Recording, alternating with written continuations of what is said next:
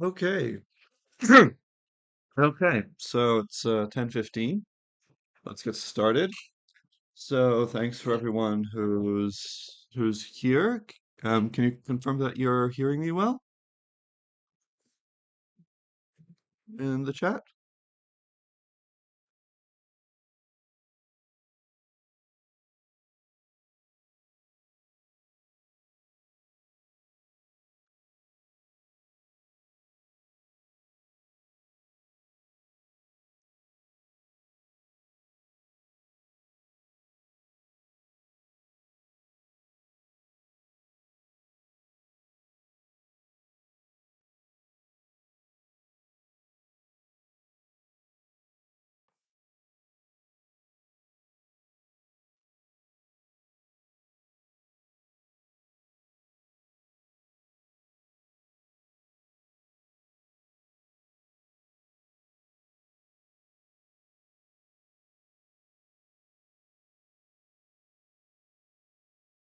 Okay, well, let's just go ahead with it then.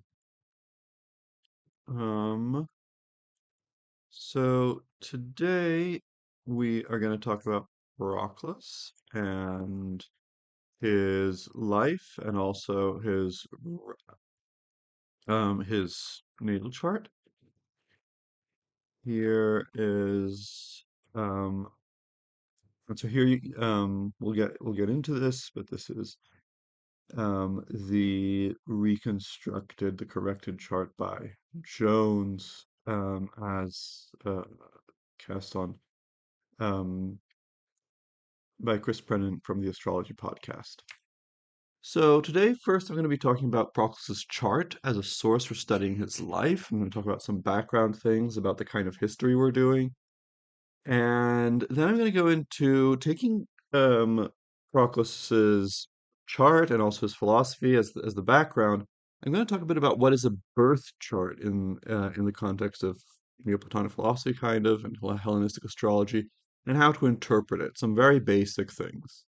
And then I'll use this to interpret facts about Proclus's birth chart in light of Marinus's biography.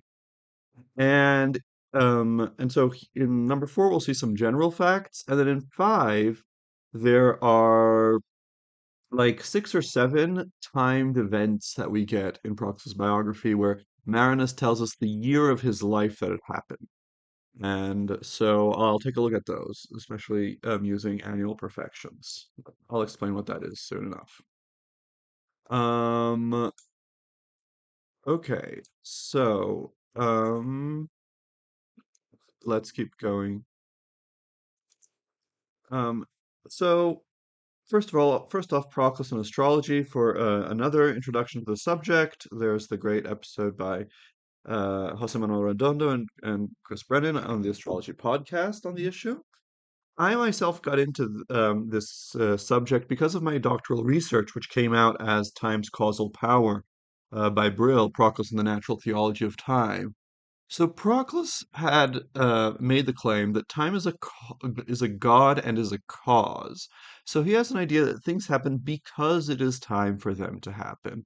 And astrology is actually um, as it were, the science of time. He never puts it that way, but I mean, it would be for him. And he never uses the formulation that you see sometimes nowadays that astrology tells you the quality of time. I don't think that the ancients used quality of time in that sense. I've seen the expression used, for instance, in Plotinus, but then he's talking about it being past, present, or future. And but anyway, if things happen because it's time for them to happen, and each moment is the time for some things to happen, for other things not to happen, then the way you figure that out is, well, you can have a spirit tell you, a daimon tell you, or you can have some kind of a knack that you've developed by habituation for recognizing what's propitious at each moment. Or you can try to figure it out through a craft, right? Astrology. And and so this is basically the place of astrology uh, in Proclus's philosophy. He writes extensively about it in different commentaries on Plato, and So we'll be even looking into some passages from the Republic commentary and the Timaeus commentary during this class. And okay, so um, what's important to do, however, before we jump into it, is to recognize that we're working at the intersection of three or four different kinds of history here, right? So one is the history of ideas, right? Which, as an example, I give here Francis Yates, Giordano Bruno, and the Hermetic tradition. So Yates here is interested in telling a story about how certain ideas enter into circulation, how they influence things. It's really setting up a narrative.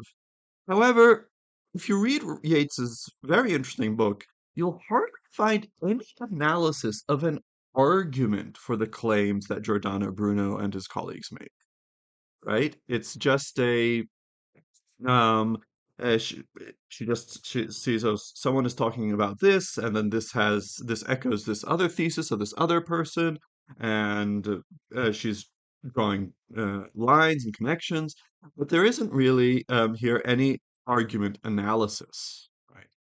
And however, she is really interested in, for instance, the minutia of how things are developing. So, like, she looks into people's letters and dialogues, and she wants to set Giordano Bruno inside a certain context, understanding his intentions as replying to other people and other people replying to him. And so this is really different kind of idea of history than that done by Richard Tarnas, for instance, and other people who do historical research in mundane astrology. So, for instance, if you take any of these episodes that Chris Brennan has done on the history of a transit with Nick Dagan Best, and where he just takes a certain transit, for instance, Uranus in Gemini, Pluto in Aquarius, and then just goes through a huge historical time span, looking at what happens during these periods and what themes repeat. So when you do historical research on mundane astrology like this, and I mean the big example here is the second part of Cosmos and Psyche, which is all about that. Um, you entirely ignore intention, right? You entirely ignore exactly the specifics of what people are responding to, what are their reasons for acting the way they act. All you're seeing are, as it were, thematic motifs that repeat. And and it's a very different kind of historical research than you do than when you're doing history of ideas, or even, well, we're talking about in a minute, archaeology of ideal objects. So it's you know it to caricature it a bit. I mean, it can come across as like when you're in the middle of an argument with someone and you're giving your reasons for your position and you're trying to explain why you think things should be the way why they do, and then someone can ask, "Oh, but you're just having this transit." And so like you're just like such a planet is going over this part of your natal chart right now, and that's why you think this, or that's why you want this. And of course, that can feel horribly dismissive. Um, but it can also, right, but in in the astrologer's favor, and the person who makes this point, you can say, well, sometimes we get caught up in our arguments, we get caught up in what we think actually motivates us, but we can see that actually we are, as it were, subjects of these greater universal patterns, and we're not always conscious of them. And this kind of research brings that out, right? It diminishes the importance of human egos, and it shows that they are actually part of a greater process. In that sense, the mundane astrologer is not that different, for instance, than a Marxist, right? Or a certain kind of Marxist who would also say, oh, people produce all these kinds of rationalizations for their behavior, but if you want to understand history, you have to look at this deeper underlying logic that's going on. So these are like two very different ways of approaching history. Now, there's a third one, which I want to call the archaeology of ideal objects, right? So this is one where the main point is so the same way that archaeology digs up from the ground, excavates and retrieves from layers of of dirt, of waste, of things built layers built one upon another. It retrieves actual material artifacts. There's another uh, uh, discipline, which goes and um, retrieves from layers of text, from layers of interpretation, from layers of languages that have to be recovered and reconstructed. Um, Ideal objects. So nothing that we can touch, but things like concepts and arguments and even debates amongst arguments and even things we call like systems, right? So here the idea is that you're also retrieving you're not just telling a story. I mean, situating these texts into a narrative and into a place in history is important. However, the main purpose is not the narrative. The main purpose is the thing you get, the concept or the argument that you put in circulation again that people can do. And in this sense, I think like what I did and what colleagues of mine do in ancient philosophy, like I did in my book, Time's Causal Power, which is reconstructing Proclus's arguments for these at first seemingly very bold claims that time is a god and time is a cause. And what Chris Brennan does in Hellenistic astrology is actually the same kind of thing. The difference is that as philosophers, we work mainly with arguments, right, and webs of arguments that we're trying to understand and reconstruct. Whereas something like what Chris Brennan does, he's trying to reconstruct a craft, right?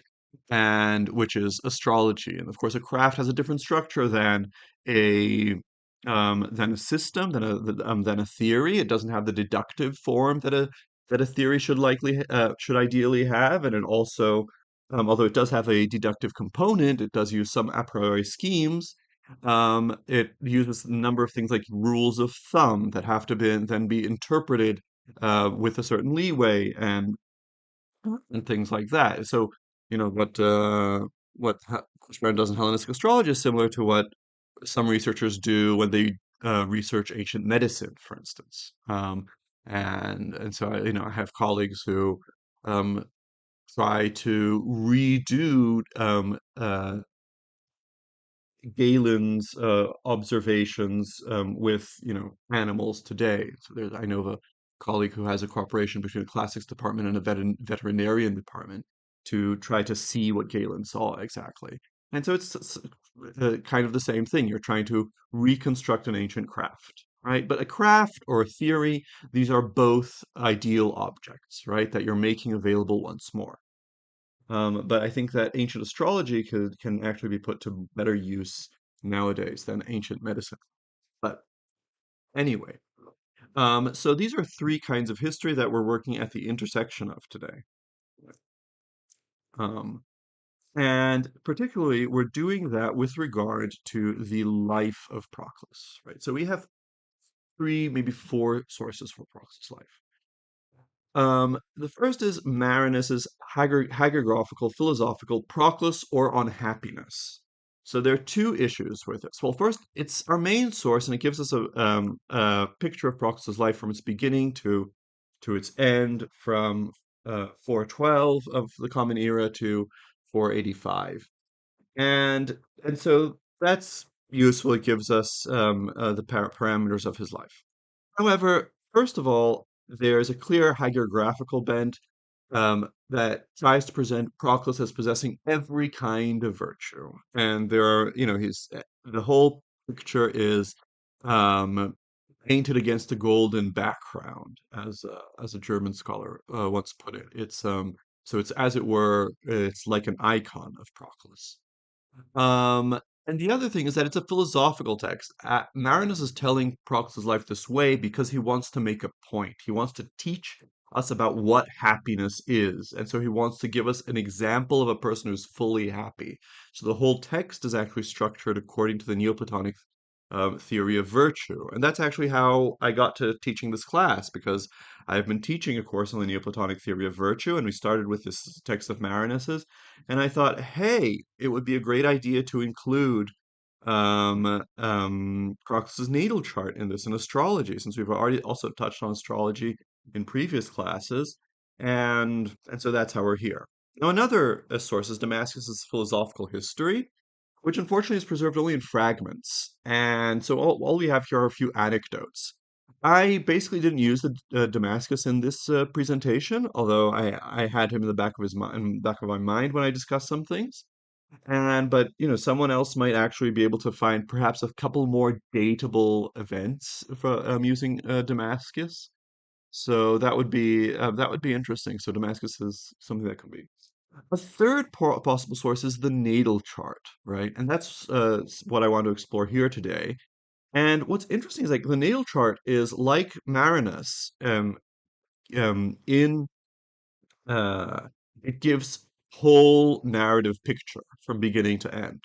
Unlike Marinus, it doesn't tell the story of a saint, right? It tells a different kind of story. What story we'll see, and we'll also see, the limits of what it can actually tell about the story according to Proclus.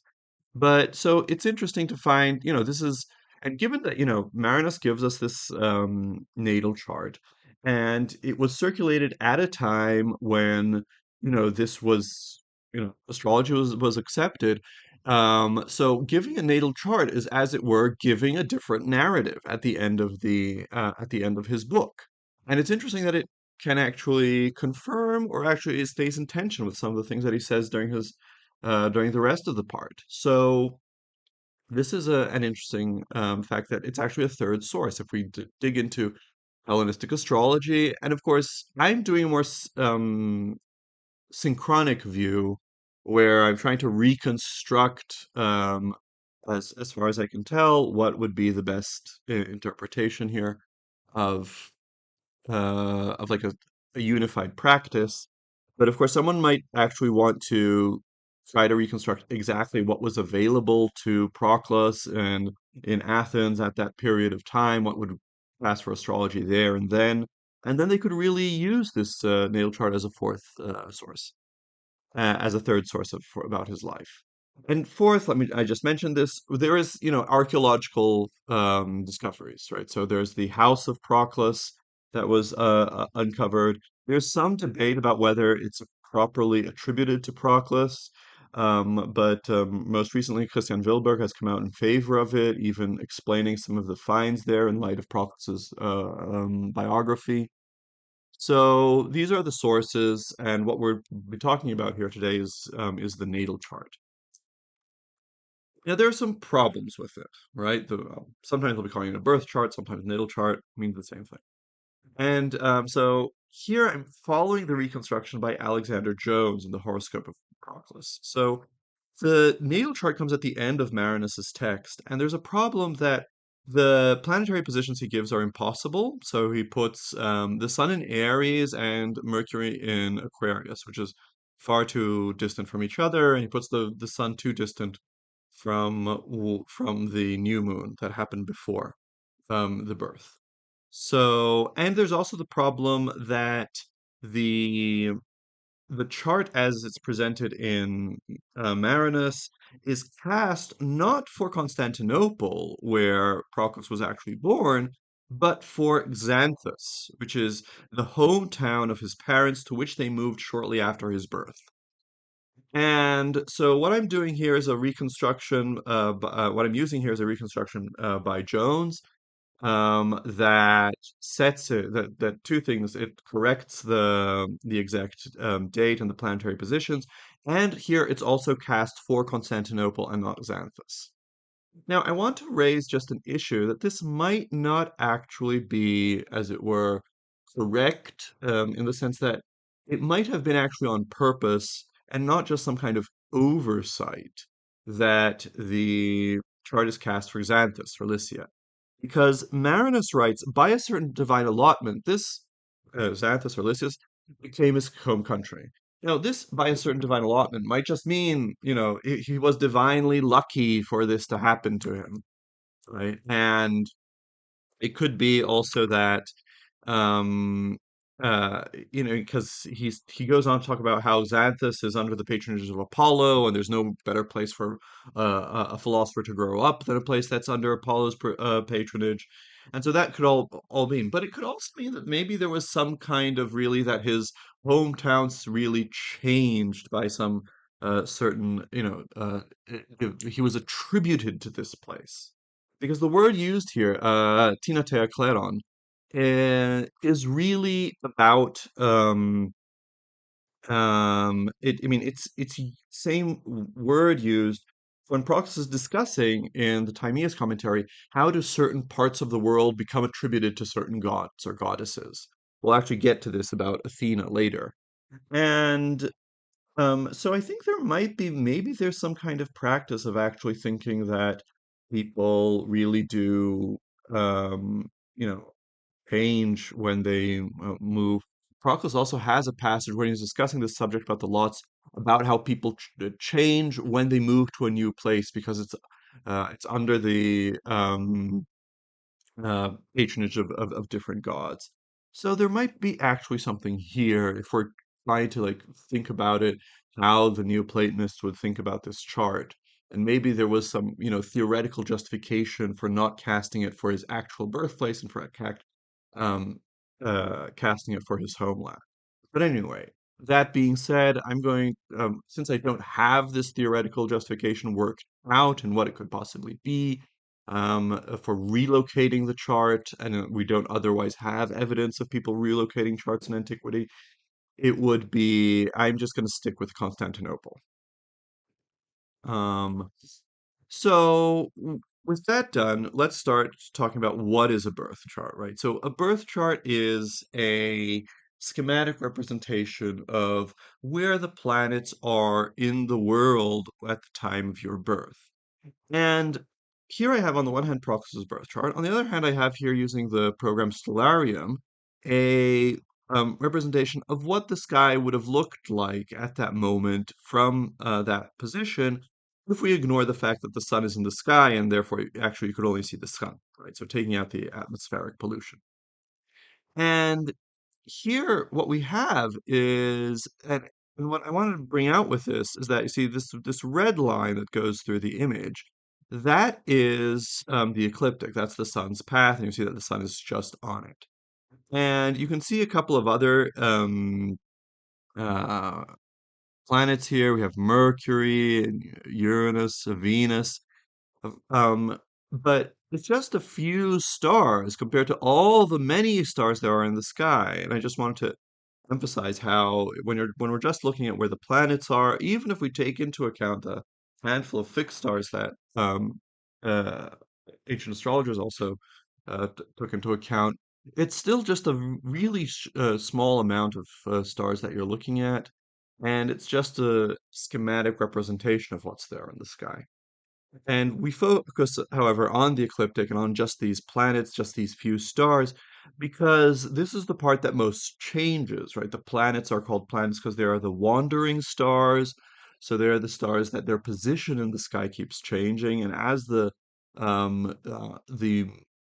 changing element of this um, symbol system, they are the ones that carry the most meaning because they're the things that will um, uh, distinguish one moment from the next. And and so that's, like speaking from a high level perspective, that's the reason for why in this divinatory practice these elements are taken into account more than others.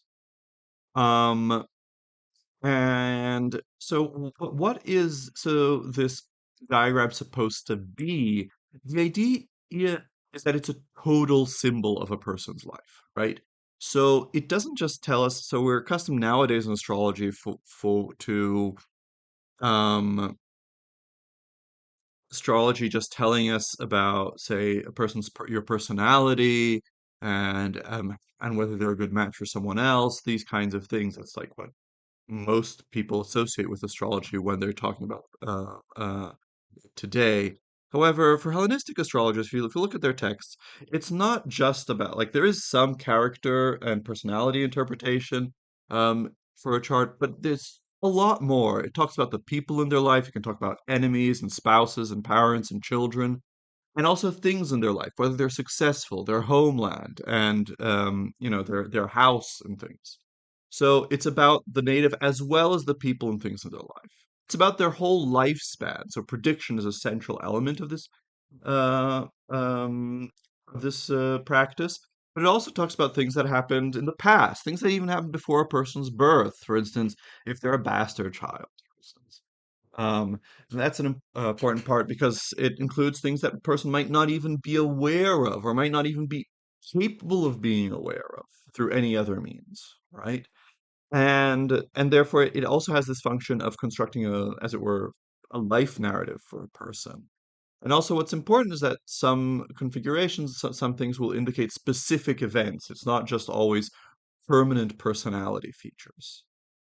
And finally, it includes things that people are conscious of, right? So things they've done with their lives, the things that they've chosen, but also things that they are unconscious of. For instance, the facts about their parentage, the facts about their parents, um, or also things that are available for them to know, but that they just don't pay attention to. So, and it also, it does include personality traits like being hot-tempered, for instance. And it's this perspective on a person's life from which nothing is hidden and both internal and external factors are present. And also it's all presented in an organized view. This comes very close to the idea of nous, right? To the point of view of nous in ancient philosophy, which is this idea of this separately existing knowledge that organizes the world. It's what's referred to when you say like, oh, reason rules the world, or the world is guided by divine wisdom. And I think this was part of the Neoplatonic interest uh, in this craft in astrology, is that it gives us a point of view of how it approximates how Nous would see our lives, or how to see our lives through Nous, especially because the daimon, which we'll be talking about in a moment, our personal spirit that guides us in life, is analyzed by Proclus as simply the particular Nous, the particular wisdom that orders our life, right? So in that way, there's a connection between the reading of the chart and also the theory of the daimon. And I think this is interesting, even if you don't buy into Neoplatonic metaphysics, because it points out that the point of view that's implicitly in the chart, right? If you could read everything that's in the symbol, is not a human point of view, right? And so that that underlines that even for a master Hellenistic astrologer, um, they don't have access to all of this, because to have access to all of this would no longer to see be s- to see things with from a human point of view. Um, oh, and also feel free to send questions in the chat. I'm checking it regularly to see if anything's been said. So please don't hesitate. Um, So let's go on. So the idea is that this diagram of the planets at a certain moment gives us this total view of the life, this total symbol. And the interpretation of this has two steps, right? There's first, which is a general interpretation. So you look at the chart and you follow the rules, and also, of course, your experience, and you try to determine in general what the planets mean. So, for instance, a Jupiter in the 10th house, that might indicate success in one's career. And um, and when an astrologer works with a client, discussion about the client's past can also help ground these interpretations and make clear what, in general, the planets have promised by seeing what has already manifested in the person's life. Then there's a question about when do these interpretations actually happen? So you can have Jupiter in the 10th promising success in career, but when will that great success in the career happen? And then there's a set of techniques called nowadays timing techniques, right? Which then are meant to indicate exactly when this happens. And there are a number of different techniques. Um, what I have found profitable for applying on Proclus's chart was specifically the technique called annual perfections or the Lord of the Year. So we'll get to that later, but if there's an idea that each year there's one planet that's ruling it and that's most prominent, and that you should pay attention to it for to see what it's doing that year, to find the most important events and dates for that year. And but there are a number of them. But what's important about these, for our purposes, is that this is how the natal chart can actually indicate a whole narrative, right? And this becomes really clear. So in a one of my Neoplatonic virtue classes, I brought in zodiacal releasing as an example, because that's one that really neatly divides a person's life into chapters and subchapters, as Chris Brennan likes to put it. And so that really gives you a picture of narrative continuity, and which even has things of like periods of preparation, periods where important things happen, and then periods where there are simply consequences of that. So these timing techniques are then what allow us to see really in a natal chart a narrative sequence and not just a number of undated potentials. Um, and so this brings me to a recap of the Neoplatonic Virtue course. So um, I'm just going to recap some things that I've been discussing in the past classes, because I mean, so I imagine most people here haven't been following it. It's available freely on YouTube, and I um, th some things, some ideas that we've been seeing there about the daimon and narrative structure can help us understand a bit what a birth chart is. So there we've seen two different arguments for why narrative structure is not just something that we impose on the world, but rather something that exists in things. Things have beginnings, middles, and ends. So I talked there on the one hand about an argument from Proclus's philosophy of time, and I have a paper coming out hopefully later this year about this subject, where he talks about what he calls the powers of closure, connection, and disclosure of time. And what he means by that is that it's by the fact that things have a beginning, middle, and end in themselves, right? So they have a final cause, they have something they're going towards, they have an origin, and also between their origin and their end, there's a certain structure that they go through, a certain structure of phase that they go through. This is what allows us to talk about things being past, present, and future, right? So the fact that something is past is indicated by the fact that it internally has an end towards which it tends, right? And so it has a final cause. So this narrative structure for Proclus is what gives things this basic temporal property of being past, present, and future. And this connects with arguments by a contemporary philosopher, Alasdair MacIntyre, who he argued in After Virtue and in works following that, that narrative structure is what makes human action intelligible. So he was more concerned.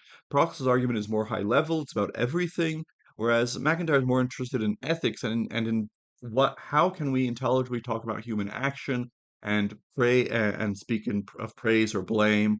And he thinks that understanding narrative structure in human life is central to that. Now, this is central. This is a theme in Platonism, especially because of the myth of right, which is a myth that's told and that's told at the end of Plato's book, the Dialogue of the Republic, where this person comes back from the dead, so to speak, and tells this story about what he saw there. And he talks about how he saw people um, in between lives picking out their next life, right? And when they pick out their next life, they don't just pick out, say, oh, I'm going to be a philosopher, I'm going to be an artist, I'm going to be a tyrant. They pick out even things about like, oh, they suffer a shipwreck, oh, they lose their family, and things like that. So they people pick out beforehand the whole narrative of our lives, right? And I'm saying people, but the more correctly, it's the psyche, the immortal souls. That this is a whole other issue, but it's not. They don't have our individual identity, right? Especially because since they live many different lives in succession, they don't identify, of course, the psyche themselves as, say, Antonio or Mary or John or whatever, right? So, but anyway, there's this idea that each life um, has its own narrative that's as it were pre-given and that it's filling out. We'll get more into this later with the passage of Proclus's. And also, um, there's this image that these many life narratives of all of us, they're all woven into the great narrative of the world, right? So, and this is something that Iamblichus in his text De Mysteris criticizes because this means that astrology, it kind of understands our life narratives through our inclusion in the great narrative of the world, through our sympathy with the cosmos. And so it's the sympathy that allows one part of the cosmos, the heavenly uh, bodies, to serve as signs for what happens in the rest of the cosmos down here. And but that means that it operates only um, on a natural scale for Iamblichus, right? Astrology only operates within the domain of natural causes of our embeddedness in the world, whereas Iamblichus, like, as a Platonic philosopher, he wants actually to participate in the life of higher causes. He wants to somehow escape natural necessity. Right, and this has to do with a certain anti-Stoic bent in Platonism. But in any case, so astrology is based on this idea that our life narratives, we not only each have a life narrative, but these are all woven into the great narrative, the world, the celestial cycles. And we have, and each of us, when we pick a life in between lives, right? So we've picked like it's part of the narrative of the world that in this place, in this town, to these parents is born a person who will ultimately murder his parents and become a tyrant. And so someone picks that life, um, and because that's just their tendency that they've brought from their previous life. And then what guarantees that we will actually stick to the script, so to speak, is our daimon or spirit. So when we pick a model of a life, we also pick a daimon, right? In the myth of and so this goes back to what I was saying, how this bird's eye view of our life and our life narrative that astrology can in principle offer for Hellenistic philosophers is also what gives us the daimon's view of our life. Okay, so you can look at the previous lectures, especially these about daimon, narrative, and astrology, the daimon of the higher self, to see some of these issues.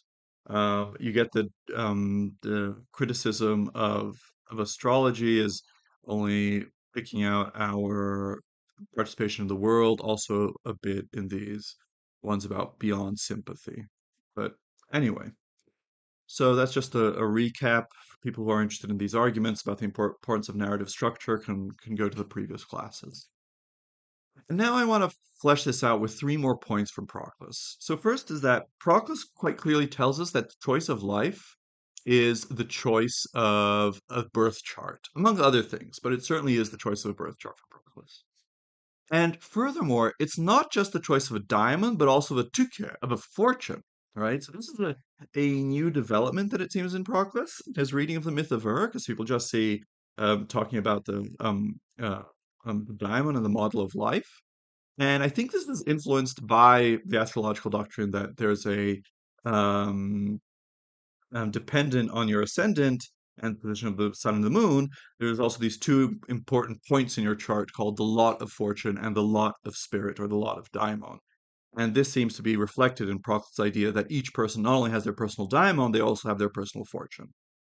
And lastly, I want to bring this up an issue, which is a soul can belong to any celestial god and not just the seven planets. So this brings in some complications for ideas that, for instance, the chart can somehow tell us what god we belong to. Okay. So first, let's look at this passage from Proclus about how the choice of life is the choice of a birth chart. So this is in his commentary on the Republic, especially on the myth of So this is the 16th essay in his commentary on the Republic, if I remember correctly.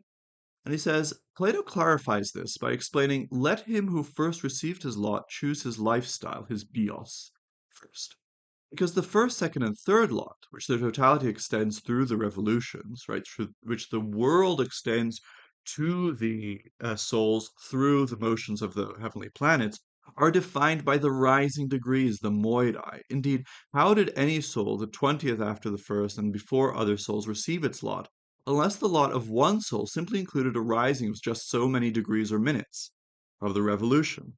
But the lot of another soul, or fewer, if in fact the subsequent lots uh, are included in those before them. Um, uh, so here he's saying that, so there's this idea that the souls draw lots, and then about when they get to choose their lives, and so some have a bigger range of lives to choose from, and some have a fewer range of lives to choose from. And how Proclus is spelling this out is to saying that the souls get a certain amount of degrees to pick from. That will be the rising degree, right? Which degree of the zodiac will be rising at the moment you're born. That's basically what you're picking. And then, as souls pick, there are just fewer and fewer degrees to pick from. And then until you get to the last one. The last one still has a few degrees to pick from. He doesn't mention here that they have to be continuous degrees. And also, I think this might just be like a for instance, like an imagine, because so here you have on the side an image of like what the day looks like if you project it onto the world onto a Mercator projection. And what you see here, this light part, that is, as it were, the illumination of the sun, and the this light part is moving from right to left, right? So from east to west. So yeah, the sunrise comes from the east, and so this westernmost border of it, that is where sunrise is happening, and the easternmost is where sunset is happening. So this whole line that bounds the light part, that is where the sun is rising. That's the where the sun is um, uh, rising in the chart, right? So that's what as it were, projected onto the world, an ascendant degree looks like. And so you see that just choosing an ascendant degree, so you could pick the ascendant degree of, where in the world 13 Capricorn is rising, and it would describe a line, a curve of the same shape, doesn't actually pinpoint any single place in the world. And of course, this is all constantly changing. So um, the, it would have to be a bit more than just picking an ascendant degree. You have to already have, in order for picking an ascendant degree to be enough to determine your chart, you already have to at least have, for instance, a moment of time and also a midheaven to tell you when and where this is happening. So just picking the ascendant degree must be just one part of the choice. But it's enough for me to say that choosing your life is choosing also your chart, right? So Barklord asks, is the myth of Earth pointing us towards how we should be acting, choosing in the present to influence future social context, circumstances, and our incarnations?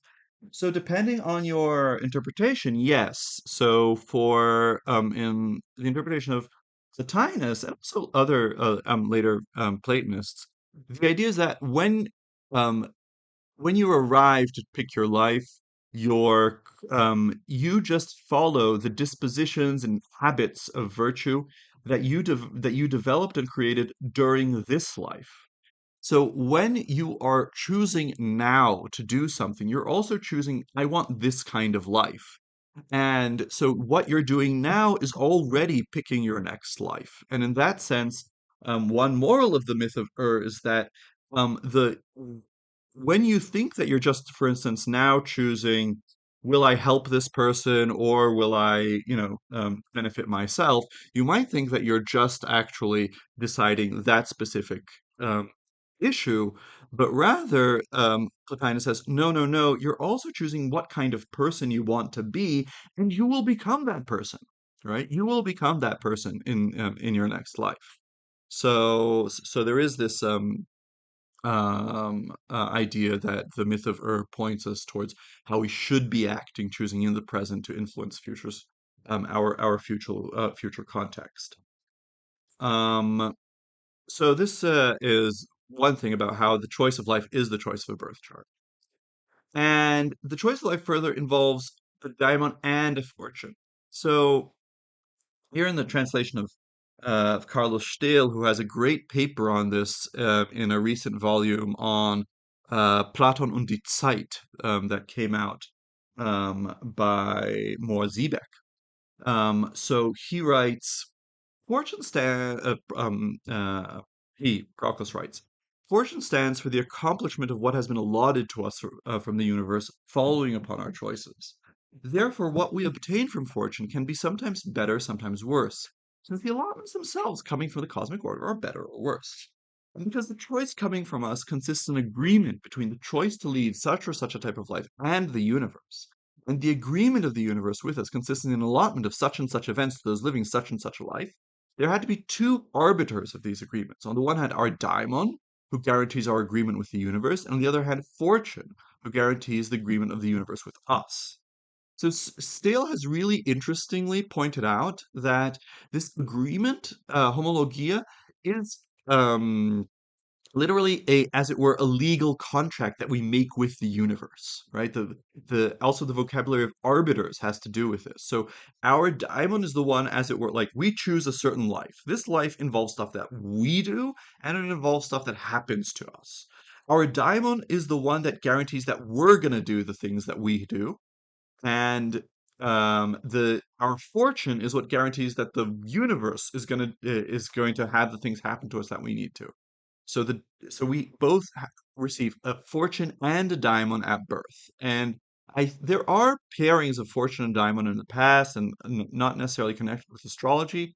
We'll actually come to this later, but I think that it is here a reflection of the fact, given this other thing that for Proclus, we choose our rising sign, and the fact that the lot of fortune, the lot of diamond are very dependent on not just the rising sign, but the rising degree, and sometimes even the minute. I think this is actually a reflection in Proclus's theory, interpretation of the myth of Ur, of this astrological doctrine that our rising degree, together with the positions of the sun and the moon, indicate the lot of spirit and the lot of fortune in our chart. And finally, the third thing is that Proclus has this idea, following on the Timaeus, that each of us is distributed or belongs, our souls belong to different heavenly bodies. But it can be to any heavenly body, and that this is really important when we're judging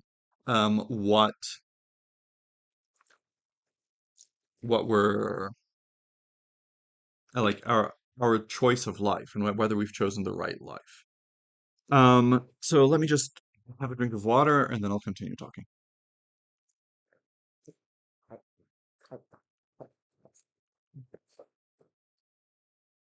Um, okay, so what does he say here in the commentary on the Timaeus? But souls differ from each other both with regard to the leadership of the gods, for different souls are ordered under the authority of different shepherds, and also with regard to the concepts they objectify in their choice of life. For even amongst the souls that are under the same God, some choose the life that suits them, while others do not. Some choose the life of the same God, but according to a different power, while others enjoy the same power, but according to a different order, belonging to a different God. For what if some souls that are dependent on the prophetic power of the sun objectify the life of a doctor or priest, which are still solar lives? while other souls of that same group objectify a mercurial life or a lunar one, for it is not the same manner of variation in both cases. Furthermore, they will differ in their choices made in life, for even if two souls both choose a priestly life, it is possible that one should go through it correctly and the other incorrectly, for each of the lives admits of being lived well or badly. So here, there's a question about that we can um, in our choice of life, we have to pay attention, ideally, to the fact that we actually um, we don't just respond to our past life, right? We're not just reacting to the habits that we built in our past life, but we have a native inborn tendency for a certain kind of life, right? That will make us, as it were, that will be the best kind of life that we can lead. And this depends on us being attributed to a certain heavenly body, and especially to the certain power of a heavenly body, right? So, for instance, he mentions here that there are some souls that belong to the sun, and not just to the sun, but for instance, specifically to a priestly life, or specifically to the life of a doctor, right? And because these are both things that power is attributed to the sun, healing and also giving oracles and things like that. So um, there's a question here, like, so when you choose your life and then also your daimon, ideally you should choose one that matches the power and God you belong to. But sometimes you don't. And furthermore, every life you choose, even if you choose the life of a tyrant for Proclus, you can live it well or badly. I guess the point about the life of a tyrant is that it's like you can be someone who has whose life is that you have this kind of power in tyrannical power in a society, but then you do it well as far as you are able, but maybe you in that life you're not actual. You would say, oh, but you know the um, if a tyrant were really good, he would abolish tyranny. But you know that's like an in principle point, and that's not always possible for every specific tyrant. But you know, so there's a idea that maybe if you choose the life of a tyrant, you can still lead it virtuously by leading it as the best possible life, right? For a tyrant given those circumstances. Um, but anyway, so these are things to consider about whether, you know, sometimes we can, as it were, pick the wrong daimon because we picked a life that belongs to a different planet. And also that our lives are can be dependent on the powers of any heavenly body, not just the seven, even though here the examples he gives are sun, Mercury, and lunar. Because also we can belong for Proclus to any god, right? So there are souls that will belong to Poseidon, for instance, or that they will belong to Athena, and we'll see reasons to think that Proclus had a special connection to Athena. And of course, these are gods that don't have a specific heavenly body associated with them, and or at least it doesn't don't have this any of the seven planets. And so this is like a general issue for using your astrology to know everything about the narrative of a person's life. There's this larger context that a technique that just works with the seven planets won't manage to grasp. Um, so summing up, the chart ends up being a kind of play, right? Astrology allows us to discover the narrative of our life we have chosen, although this might require putting it in the context of a larger life, right? Uh, um, so of a larger celestial nature, which we have chosen according to or not.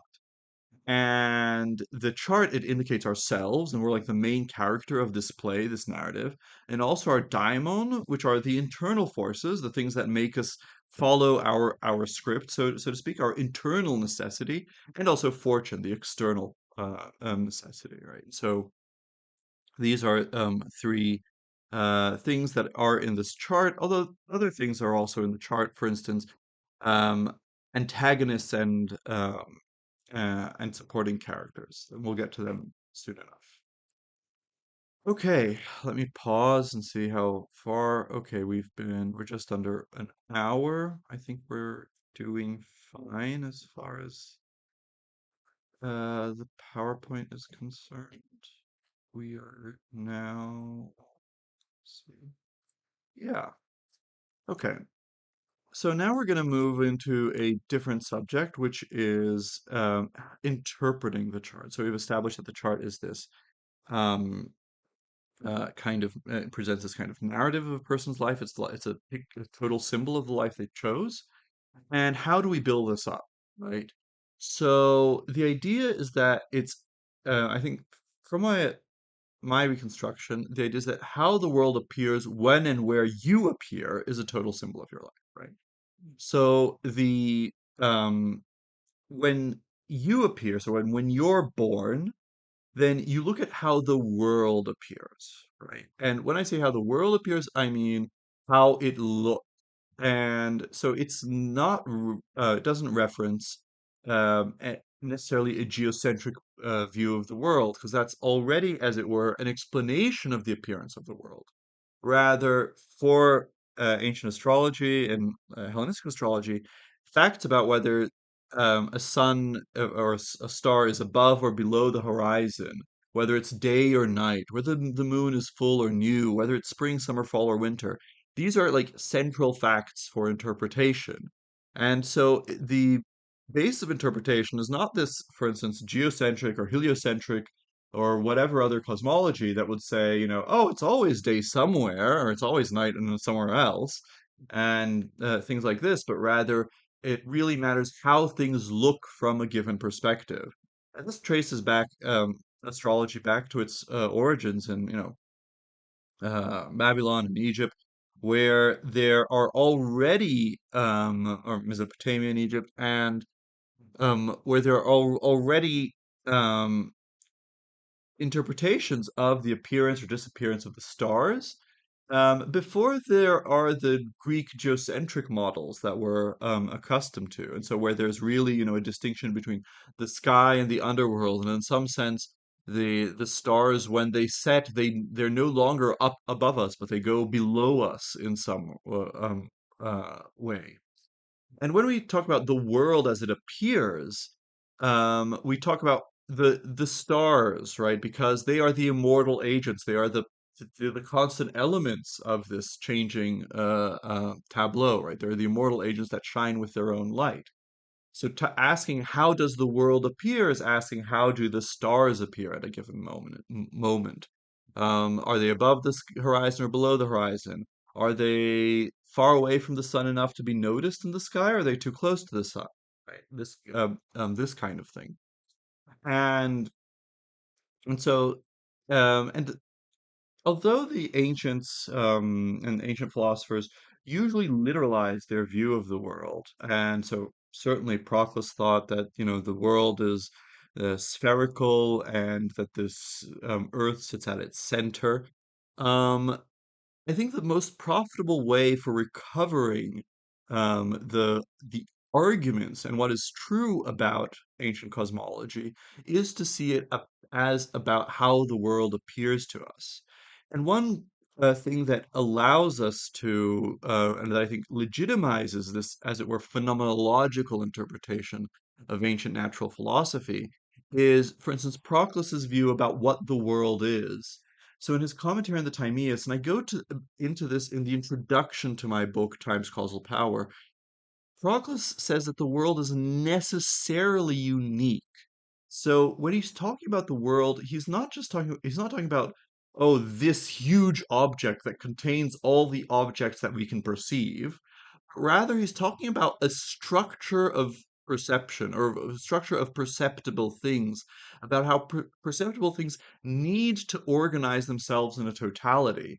And that's why he can talk about the world in an a priori way. And this is actually, he's doing this consciously against how, for instance, Aristotle did physics. So Aristotle separated physics, the general theory about change and changing things, from cosmology, which he writes on the one hand his physics, and on the other hand his Nikaelo, which is his on the heavens, that's properly about this world.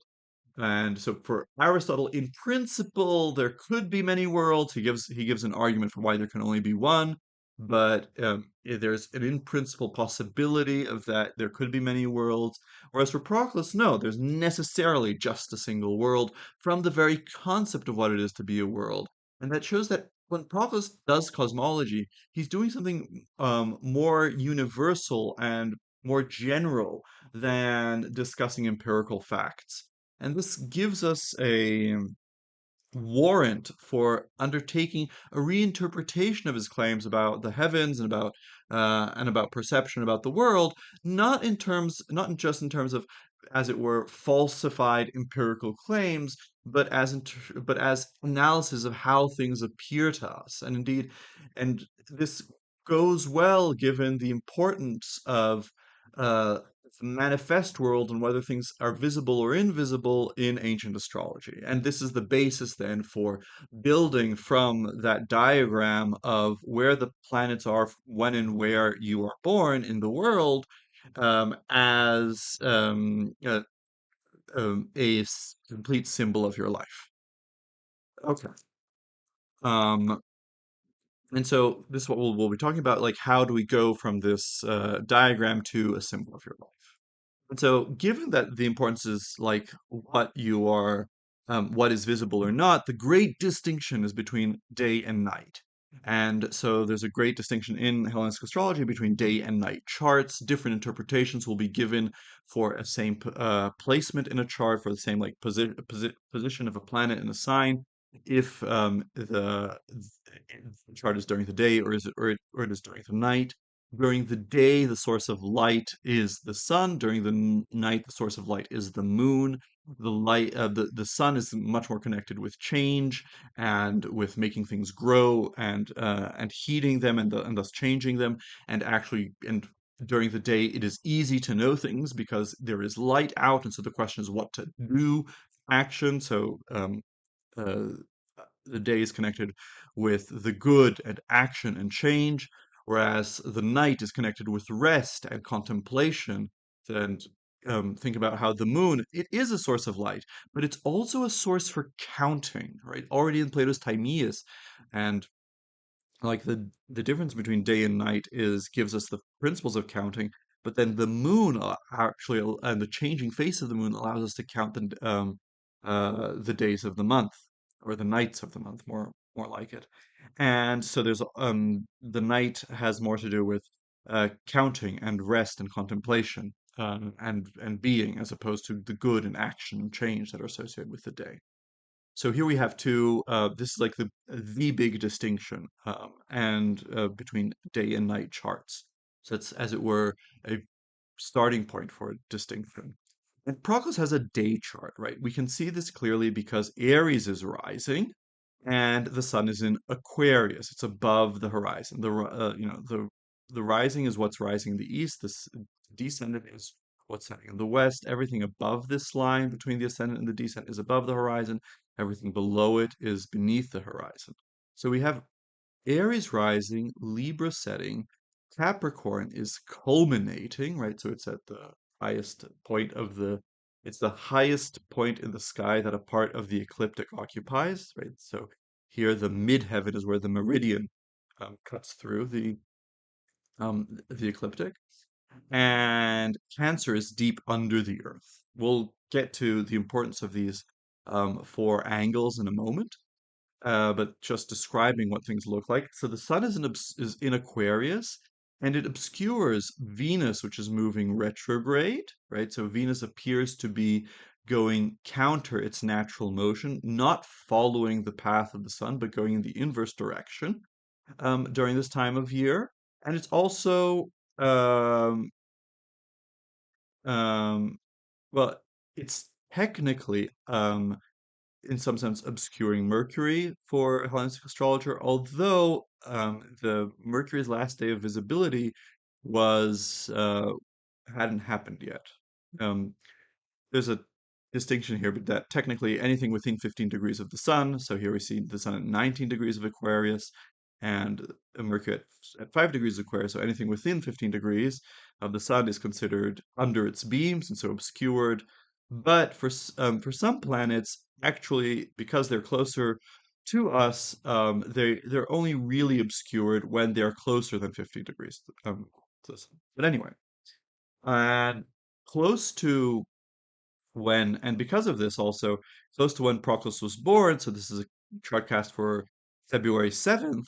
On February 11th, Venus joined the Sun, and exactly a week later, on February 14th, there was Venus had its morning rise, at least following the calculations of astroseek.com. So this is when Venus first became visible again in the sky after spending a period hidden under the by the sun's beams. And also, we see here, important for us, that Saturn, Jupiter, and the moon are all beneath the horizon. We'll be talking about the symbolism and what this means in the following slides, but this is so like a first uh, look at what the um, at how the world looked from Constantinople at the moment of Proclus's birth, as far as we can reconstruct it. Um, So the first thing to use to start interpreting this is the structure of the 12 houses. So if you've heard about astrology, you might have heard about houses. And so this is a division of the world that's distinct from the division of the signs. So the signs we'll talk about them in a minute, but they're a division of the sun's path in the sky, right? The sun's apparent path in the sky.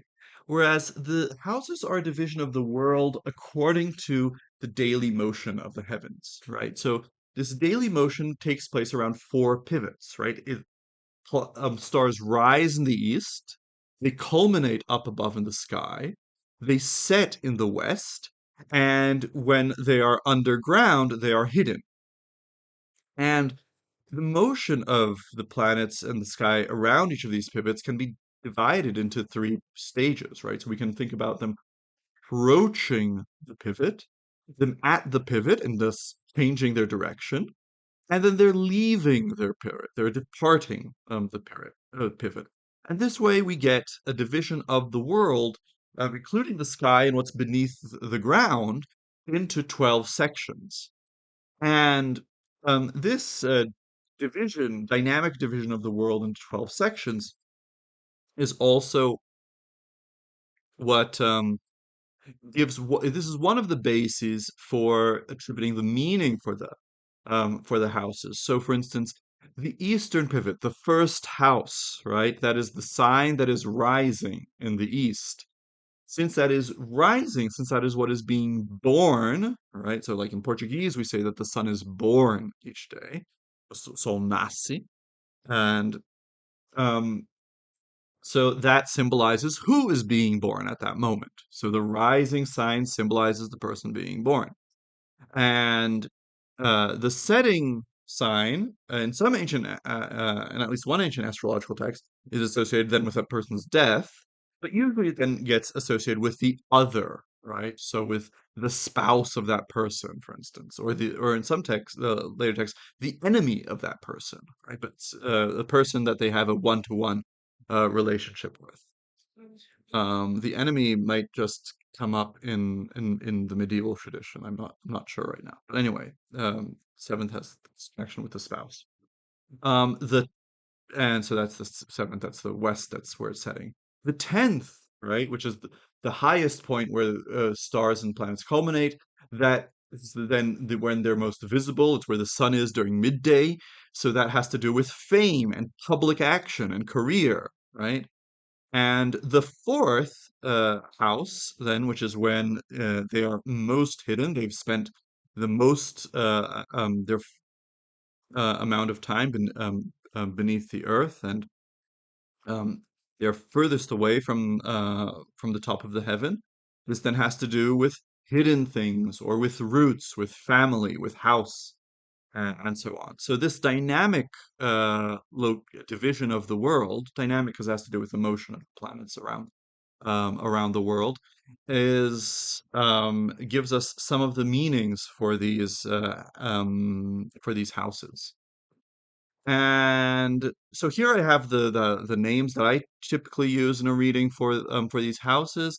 These aren't the classical names, but I am a translator. I've translated Proclus into Portuguese, and I translate Brazilian philosophers into English, and I always try to find words that really synthesize and tell and speak nowadays to my readers or listeners nowadays, that and that transmits or suggests something of of the content of what was meant back then. And so, for instance, the 12th place was called the place of the bad spirit. And since that doesn't really have many associations nowadays, I call it hell. That brings to light many associations. Or the 11th was called the place of the good spirit. I call it heaven, and so on. So I try to find things that really resonate. And so here I have the 12 uh, ha um, houses, and with names synthesizing their symbolism. And I've also already indicated where Proclus has his planets. So you see that he has three planets in heaven, in the place of the good spirit, and well, one in the 10th, the palace, which talked mentions public action. Two in the cave, so the place that has to do with finances and things you own. So the cave is a place that you store things, your treasury. Also, in ancient texts, the second house is called the gateway to Hades, right? So that's also why I call it the cave. He has his moon here in the church, old the place of the goddess. So I distinguish between the church as the horizontal, practical, local aspects r- of religion and spirituality from the temple, the vertical, theological, more aspiring uh, parts of spirituality, which then in ancient times was called the place of the god. So these were the goddess and the god.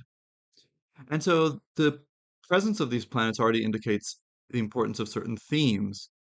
But of course, this doesn't allow us to judge all the themes because you see that there are many empty houses. So what do we do with that? That's why we need to bring in now the signs, right? And to talk about that, I need to just quickly, since I don't want to presuppose anything, just explain some things about the zodiac, right? So the 12 signs, as used in Hellenistic astrology and Western astrology, they're divisions of the sun's path.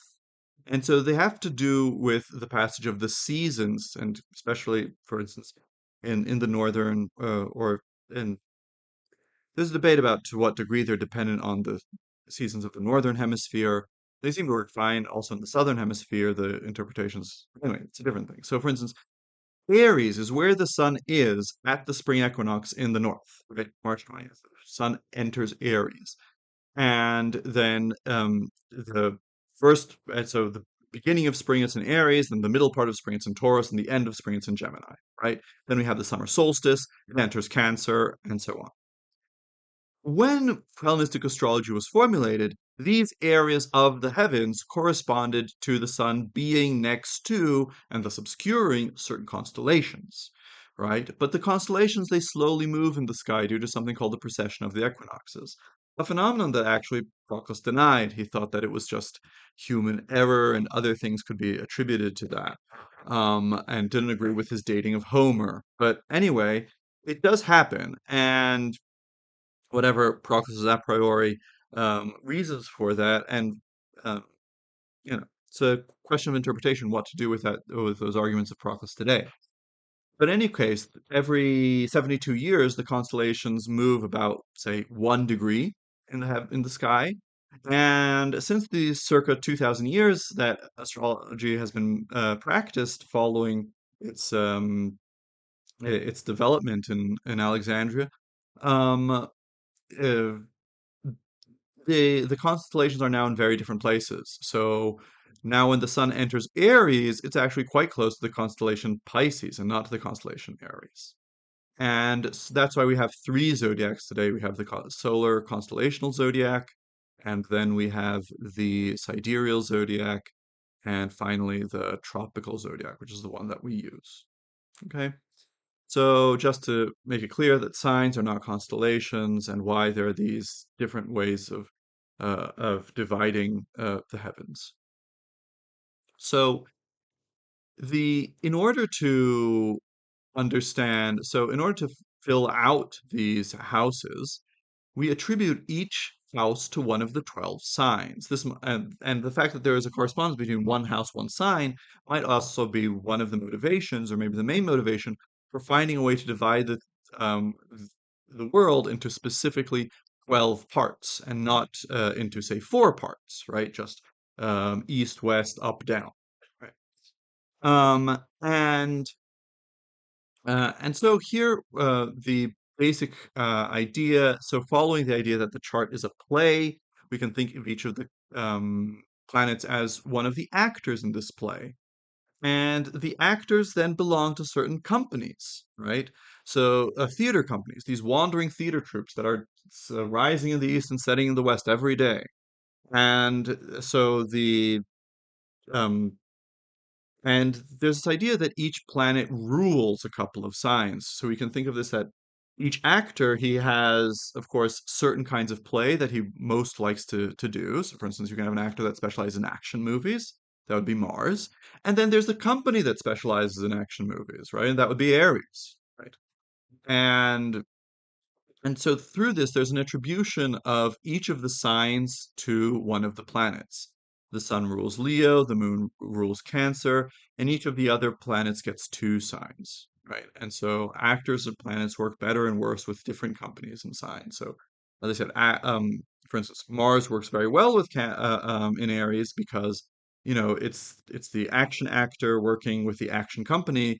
But if Saturn, who specializes in deep existential monologues, is in Aries and has to work with the symbols and with the resources of Aries to symbolize to stage his existential monologue. It's not really going to go well, and so that's why we say, for instance, that Saturn is in fall in Aries. So um, that's how we get an attribution of signs to planets, and if we then attribute signs to houses, we get at least one planet ruling each house, right? And so if we do that for Proclus's chart here, we get this kind of correspondence. So we see that Aries was rising when Proclus was born, so it's the first house. It's the one that indicates him. And so the ruler of the first house, the ruler of the ascendant, and so the planet that will represent Proclus is Mars, right? And might be kind of surprising for you to think that this philosopher is represented by Mars, but we'll talk about that. Then uh, as things go, and then as the houses are attributed, we get more attributions of them to planets through the signs. So the second house is Taurus. It's ruled by Venus. So Venus will rule things that belong to the cave, will rule things connected to finances and wealth, and the third house is Gemini, and so on. I'll mention these as they become relevant to our interpretation of Proclus's chart. Okay. Um, and there's so with this, with knowing what the rising sign is, we know who the protagonist is in this play. It's Mars. But there's still a question about like who are the main antagonists? Who opposes the flourishing of the main character, and who benefits him? And in order to do that, we have to introduce the concept of benefic and malefic, right? So it's common for you to hear about that symbol, like in contemporary astrologers, especially following Tarnas and people influenced by Jung, that the symbols are archetypal, right? So they can be embodied in many ways. So, for instance, right, there's like the sun represents a certain archetype that will manifest itself in lions, but also in intellectual intuition and also vanity. And but these are also points that they are multivalent, right? So there are more positive meanings of a symbol and more negative meanings of a symbol. And the more positive ones are the more central ones. The more negative ones are more on the periphery, because they're usually exaggerations or deformations of the positive meanings. So the sun, as I said, can indicate vanity and arrogance, and it can also indicate intellectual intuition and authority, right? So authority and intuition are, as it were, near to the core of the sun's meanings, and the uh, negative meanings like arrogance and vanity are more peripheral. So this has to do also with what people following Aristotle called pros hen predication. There's a focal meaning, and then there are meanings that are dependent on the focal meaning. That's actually, I think, that's a subject that could really help discussions about the meanings of the planets. But that's an issue for a different lecture. And now, what's key is that although the planets are multivalent, and actually all the symbols in a chart are multivalent, their valence is determined. And so it's not just that, oh, you have the sun, it can mean either arrogance or it could mean intuition and authority. And oh, who knows whether it will manifest positively or negatively. No, in Hellenistic astrology, there are a number of rules to determine whether this will be more negative or more positive in its manifestation in a life. And that's what's called determining planetary condition, right? So Demetra George has a whole thick volume about this, about determining planetary condition. It's the second volume of her Ancient Astrology. And and she gives a summary of all of many different rules for determining this. And the and this is where the actual idea of benefic and malefic planets comes in. So, of course, the planets, the stars themselves, part of the reason why they are used as symbols of the world and were seen as divine is precisely because they actually can't be harmed, right? There can't really be antagonism in the sense that one thing harms or blocks another, because that's entirely the point. They're these celestial divine beings that are always the same, following the same orbits in this perfectly rational order. So that element of opposition, of real opposition, is taken away. However, they can support or block each other as symbols. They can push each other to more positive meanings or more negative meanings, right? So, um, the and th there are two planets that push other planets to their more positive meanings. These are Jupiter and Venus, and there are two that push them to their more negative meanings. These are Mars and Saturn, right? And these are the benefic planets and the malefic planets. So, so the benefic planets are, as it were, those that help the main character on his way, and the malefic planets are the antagonists, those that oppose the main planets, right? Mercury, he is a benefic when he's near benefics, and a malefic when he's near malefics. He himself does not have any benefic or malefic character. And in this, I'm following the reconstruction of, and in general, my interpretation of Hellenistic astrology follows the reconstructions of Chris Brennan, and although I modify it in some respects, given my research into Proclus and other authors. And here is where the idea of the difference between a day chart and a night chart really makes a difference, because there was this political analogy used of the hieresis, of the sect or party that is in power, and whether it's day or night. So during the day, it's as it were, the sun is the light, as I said, it's the monarch, and it has then one benefic planet that it employs. Say the monarch uses someone to distribute the good things from his realm, and he has a malefic planet. So he has a planet that enforces the uh, punishments, the negative aspects of his law. And the opposite during the night. During the night, there's a different luminary that has a different supporting benefic and a different supporting malefic. So during this determines then what is the most positive planet and the most negative planet in each moment. So during the day, the most positive planet is going to be the benefic of the sect in favor, so Jupiter. And the most negative planet is going to be the malefic of the other sect, right? So if Saturn is helping the government during the day, Mars is going to be the one that causes problems and causes problems against the government. So it's going to be the worst. So during the day, Jupiter is the best and Mars is the worst planet.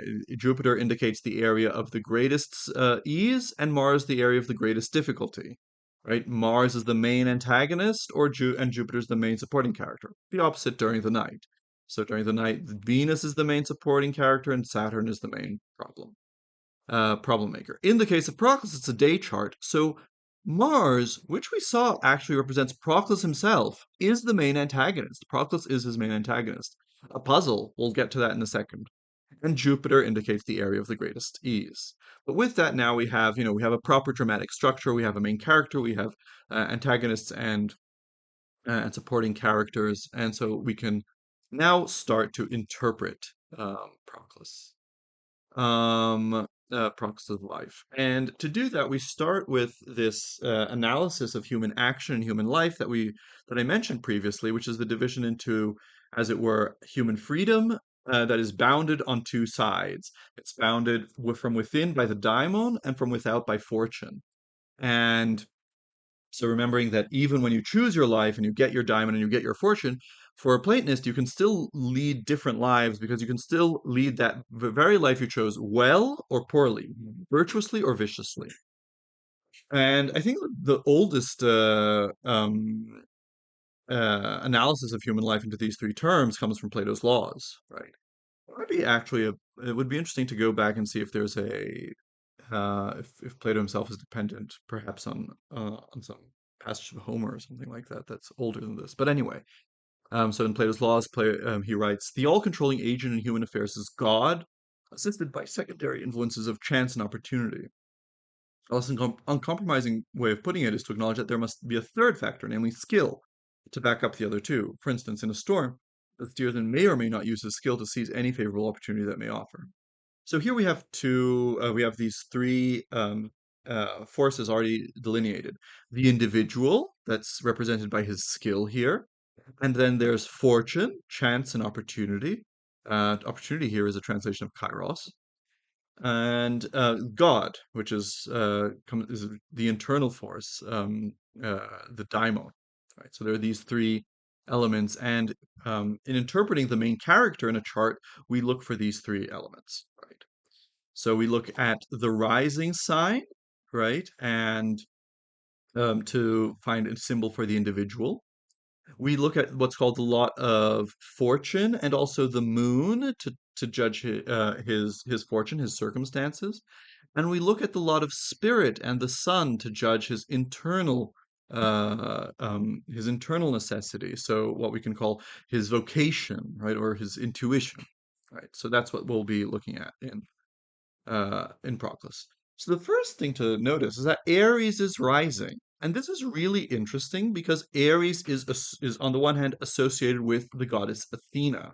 So I mentioned previously this problem about it seems that astrology only has a way of attributing a person to the seven planets, and people can belong to other gods besides the seven planets. For instance, there can even be people who are like their souls belong to the earth, right? And the earth, doesn't appear in the chart unless you take maybe Saturn or the moon connected to the earth, right? Saturn because it's heavy things, the moon because it's orphically it's called another earth and it symbolizes things that happen down here. But in any case, there seems to be an indication here of Proclus's special connection to Athena. So this is something that goes throughout his life, and we can find in his texts as well. And Philippe Hoffmann, so the great scholar of Neoplatonism in Paris, I saw him present specifically about this um, earlier this year, I believe. And so I hope to see this in print soon, but he really did a great job of going through all the references to Athena in Proclus's works and showing how it's not fortuitous and it indicates a special personal bond that Proclus felt to this goddess. And so Marinus talks about this also in his biography when he describes how she was his nurse and midwife. So he says, but as nurse and midwife, I'm reading from Mark Edwards' translation, the one that you find that volume, Neoplatonic Saints. But his nurse and midwife, as it were, was the tutelary goddess of Byzantium, who first became the cause of his existence at this time, since he was born in her city, and subsequently took care that he should turn out well when he came to boyhood and adolescence. For she, appearing to him in a dream, exhorted him to philosophy. This, I think, is the reason for his strong association with the goddess, so that he celebrated her festivals particularly and observed her rites with great enthusiasm. So, just an observation, Edwards in his note in this passage says that this is probably Rhea, but like Wildberg and Hoffman both argue that this should be understood as Athena. And we know that Athena was attributed to Ares, or Ares was attributed to Athena, rather. Um, Proclus mentions this in his commentary on the Timaeus. He says, "For not only is the ram from the signs of the zodiac dedicated to the goddess," he's talking about Athena, "but also the equatorial circle itself. And but also, for instance, if you in the poem by the Roman astrologer poet Manilius, the Astronomica, it has an attribution of the 12 signs of the zodiac to the 12 Olympians, and there too, um, Aries is attributed to Athena. So here we already have perhaps like one initial indication about Proclus, about his indication to, about his association with Athena, remembering that the rising sign indicates something um, about the native. And it already starts to understand how perhaps Mars might be, a representative of Proclus. Because if we think that, there's this martial side, this warring side to Athena as well, we can start to see how to connect Mars to Proclus the philosopher. And Proclus, in his commentary on the Timaeus, does spend a good amount of time talking about this warlike part side of Athena. Um, and and it's also interesting, right, that there's this attribution. I think it's doubted by many people, but there is this attribution of the Homeric hymn to Ares to Proclus, and I remember that Edward Butler having some interesting thoughts about that. Um, but and that would be interesting connected to this fact that Mars, that is Aries, right? In Greek, the planet would be referred to as the planet of Aries, is the ruler of Proclus's ascendant, and so represents him in his chart. But let's look here at Proclus's the ruler of the ascendant at this Mars. So it's in Capricorn in the 10th house. So Mars is in very good condition, right? Because in Capricorn it's exalted. So Mars, of course, is associated with this divisive, conflictual energy or activity, and has to do with war and conflict and cutting things and separating them. But here it's in Capricorn, which is ruled by Saturn, the slowest planet. And Capricorn is where the sun is at the beginning of winter, so its light is diminishing. And so one way of understanding this exaltation, so exaltation usually has to do with where the planets are ascending to their greatest influence, is that the coldness and slowness of the beginning of winter of Capricorn, as it were, moderates the negative parts uh, um, of of Mars and makes him manifest in the best possible way, right? So something like it's the general planning a long campaign to last throughout the winter or something like that. Not only that, so the exact degree of the ascendant and the midheaven is speculative. Because all they give us is the solar hour that he was born, and it was the third hour. So the ascendant might be further on, and the midheaven might be further on, but in any case, it would be close to Mars, and so that was also something that make puts it at a very significant place in the world. And so it really underlines Mars's influence in this chart. And so that makes it an even better condition. It also has a friendly aspect. I didn't really get into this because I didn't want to have to explain too much background, but so it has a line of sight from there's a line of sight between all the planets in Capricorn here, just Mars, and the planets in Taurus. They're, as you see, they're both green here because they're both Earth signs, and so there's a natural relation between the two, and it's a friendly, it's a benefic relation between the two, and so he has a relation both to Jupiter, which is the main benefic here, and also to Saturn that rules Capricorn. So these are like very good things that support Mars and push it towards its best um, significations. However, it is a day chart, so it's going to be the most malefic planet. And so that means that although represents Proclus, it also represents the main area of difficulty for himself. So that's weird. Proclus is a cause of trouble for himself in what way? Of course, if you read Marinus's biography, he seems to just be this practical saint. In what way is he at odds with himself? Another thing is that the location of the ruler of the ascendant gives what's like the focus of the life in this uh, uh, like the thematic focus of a life. It's something similar to what the Neoplatonists called the scopus of a dialogue. So the scopus is the thematic unity of a dialogue that all the parts of the dialogue are somehow about. So, for instance, the scopus of the target of the Timaeus was agreed to be physiologia, right? So, the theory of nature. And so Neoplatonic interpreters associated the whole of the Timaeus to the theory of nature, even the prologue, even the part where it's talking about the myth of Atlantis. So, uh, Proclus goes at length into how the myth of Atlantis is actually a symbol for the battle between different forces in nature and how nature is composed of these conflictual forces. And and so the scope, the where the ruler of the ascendant is actually gives something similar to that. It gives something like the target of the life, this what the life is about. This is puzzling for a philosopher that the life should be about career or public action, right? What the 10th house, it doesn't, you might expect that, for instance, in a politician, right? Or something like that. But why in a philosopher, right? And why in a great philosopher? So let's see how we can interpret this ruler of the ascendant. So the first thing is that Proclus, from Marinus's discussion, was a bit of a workaholic. And given the amount of text that survived, this is entirely plausible, although Marinus might certainly be exaggerating and making him into, this machine, this productive machine that exaggerates the details.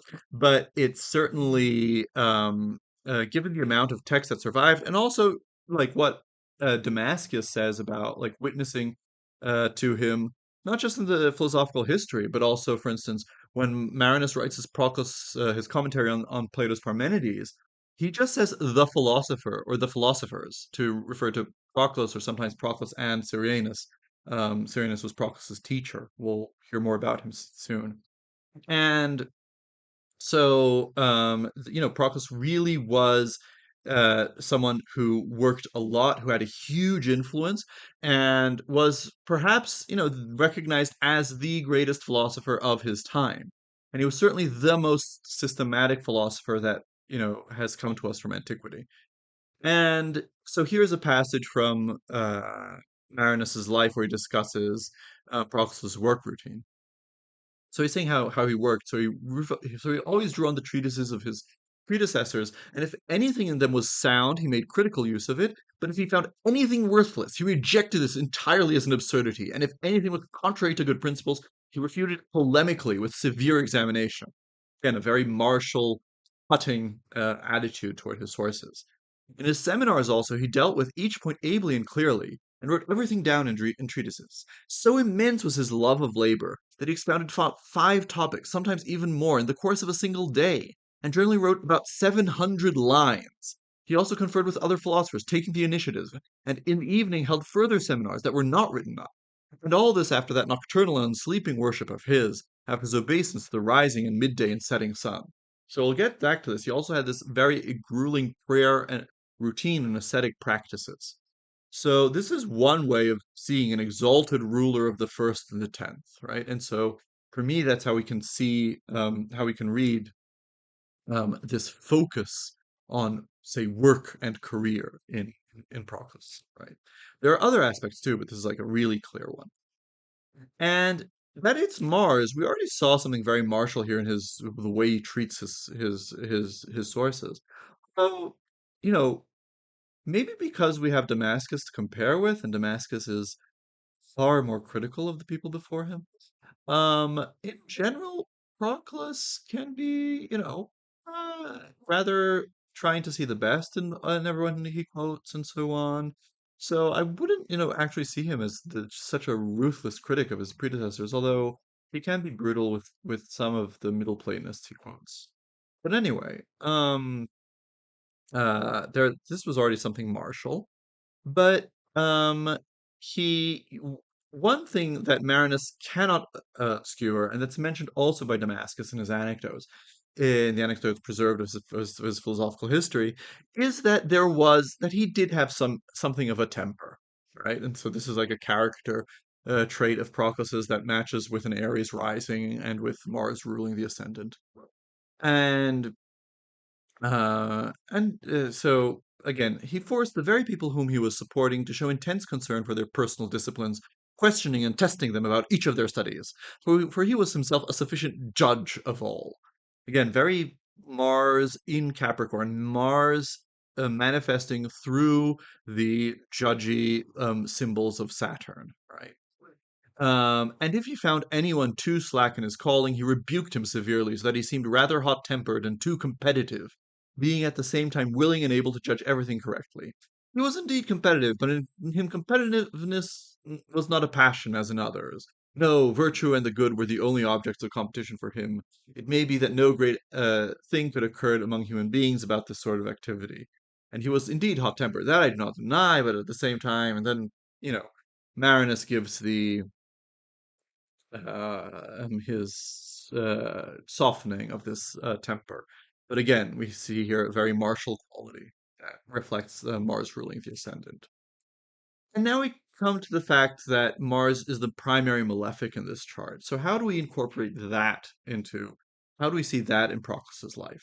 I think I see this reflected in what I usually call Proclus's death wish, which is a fact that shows up in a few moments of Marinus's biography, especially here. I mean, it shows up here, especially in this account of when he first comes to Athens and comes to study with Plutarch, right? So Plutarch saw he was young and had this determination to study philosophy, and then he was extremely taken with him, so that he readily let him join in his philosophical studies, even though his age was an impediment, as he was now extremely old. So it's the extremely young Proclus coming to learn with the extremely old Plutarch. With him, Proclus read Aristotle's On the Soul and Plato's Phaedo. And this is very interesting, right? So Plutarch is at the end of his life, and he chooses to teach Proclus the Plato's dialogue on the immortality of the soul. And but prior to that, he teaches Aristotle's on the soul because it's just Neoplatonic practice. You always have to read Aristotle first before you can get to the proper interpretation of Plato. Because Aristotle's criticisms of Plato will let you understand the true meaning of Plato, right?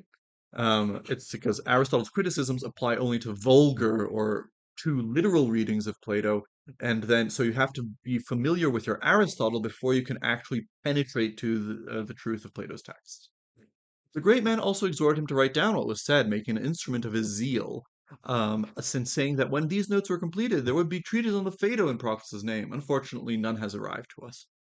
He was also delighted in other respects by his experience of the young man's aptitude for liberal studies, constantly calling him his son and making him share his hearth. This close relationship with his teachers is something that recurs throughout Proclus's life, and we'll talk about it in a moment. And when he perceived that he was stoutly committed to abstinence from live creatures, he was a strict vegetarian.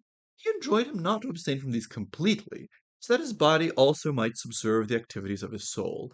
Contemporary vegetarians might know this of people saying, maybe you should, eat some meat so that you can, get some vitamins occasionally. And of course, Porphyry also already complains about this and saying you can have a perfectly and his on abstinence from animals, where he argues you can be perfectly healthy and abstain from animals. It's empirically not the fact that you will somehow starve or not get you the right nutrients if you just eat things from plants. And but anyway, Plutarch apparently was of the party that was concerned when he saw people who were too strict vegetarians. And then Plutarch is so concerned that he gives also he talks to Syrianus about it, right? Syrianus, who's also in some sense has is sponsoring Proclus' entrance into the academy. He also gave the same injunctions to philosopher to Syrianus concerning the young man's diet. The latter replied to the old man as that divine personage related it to me.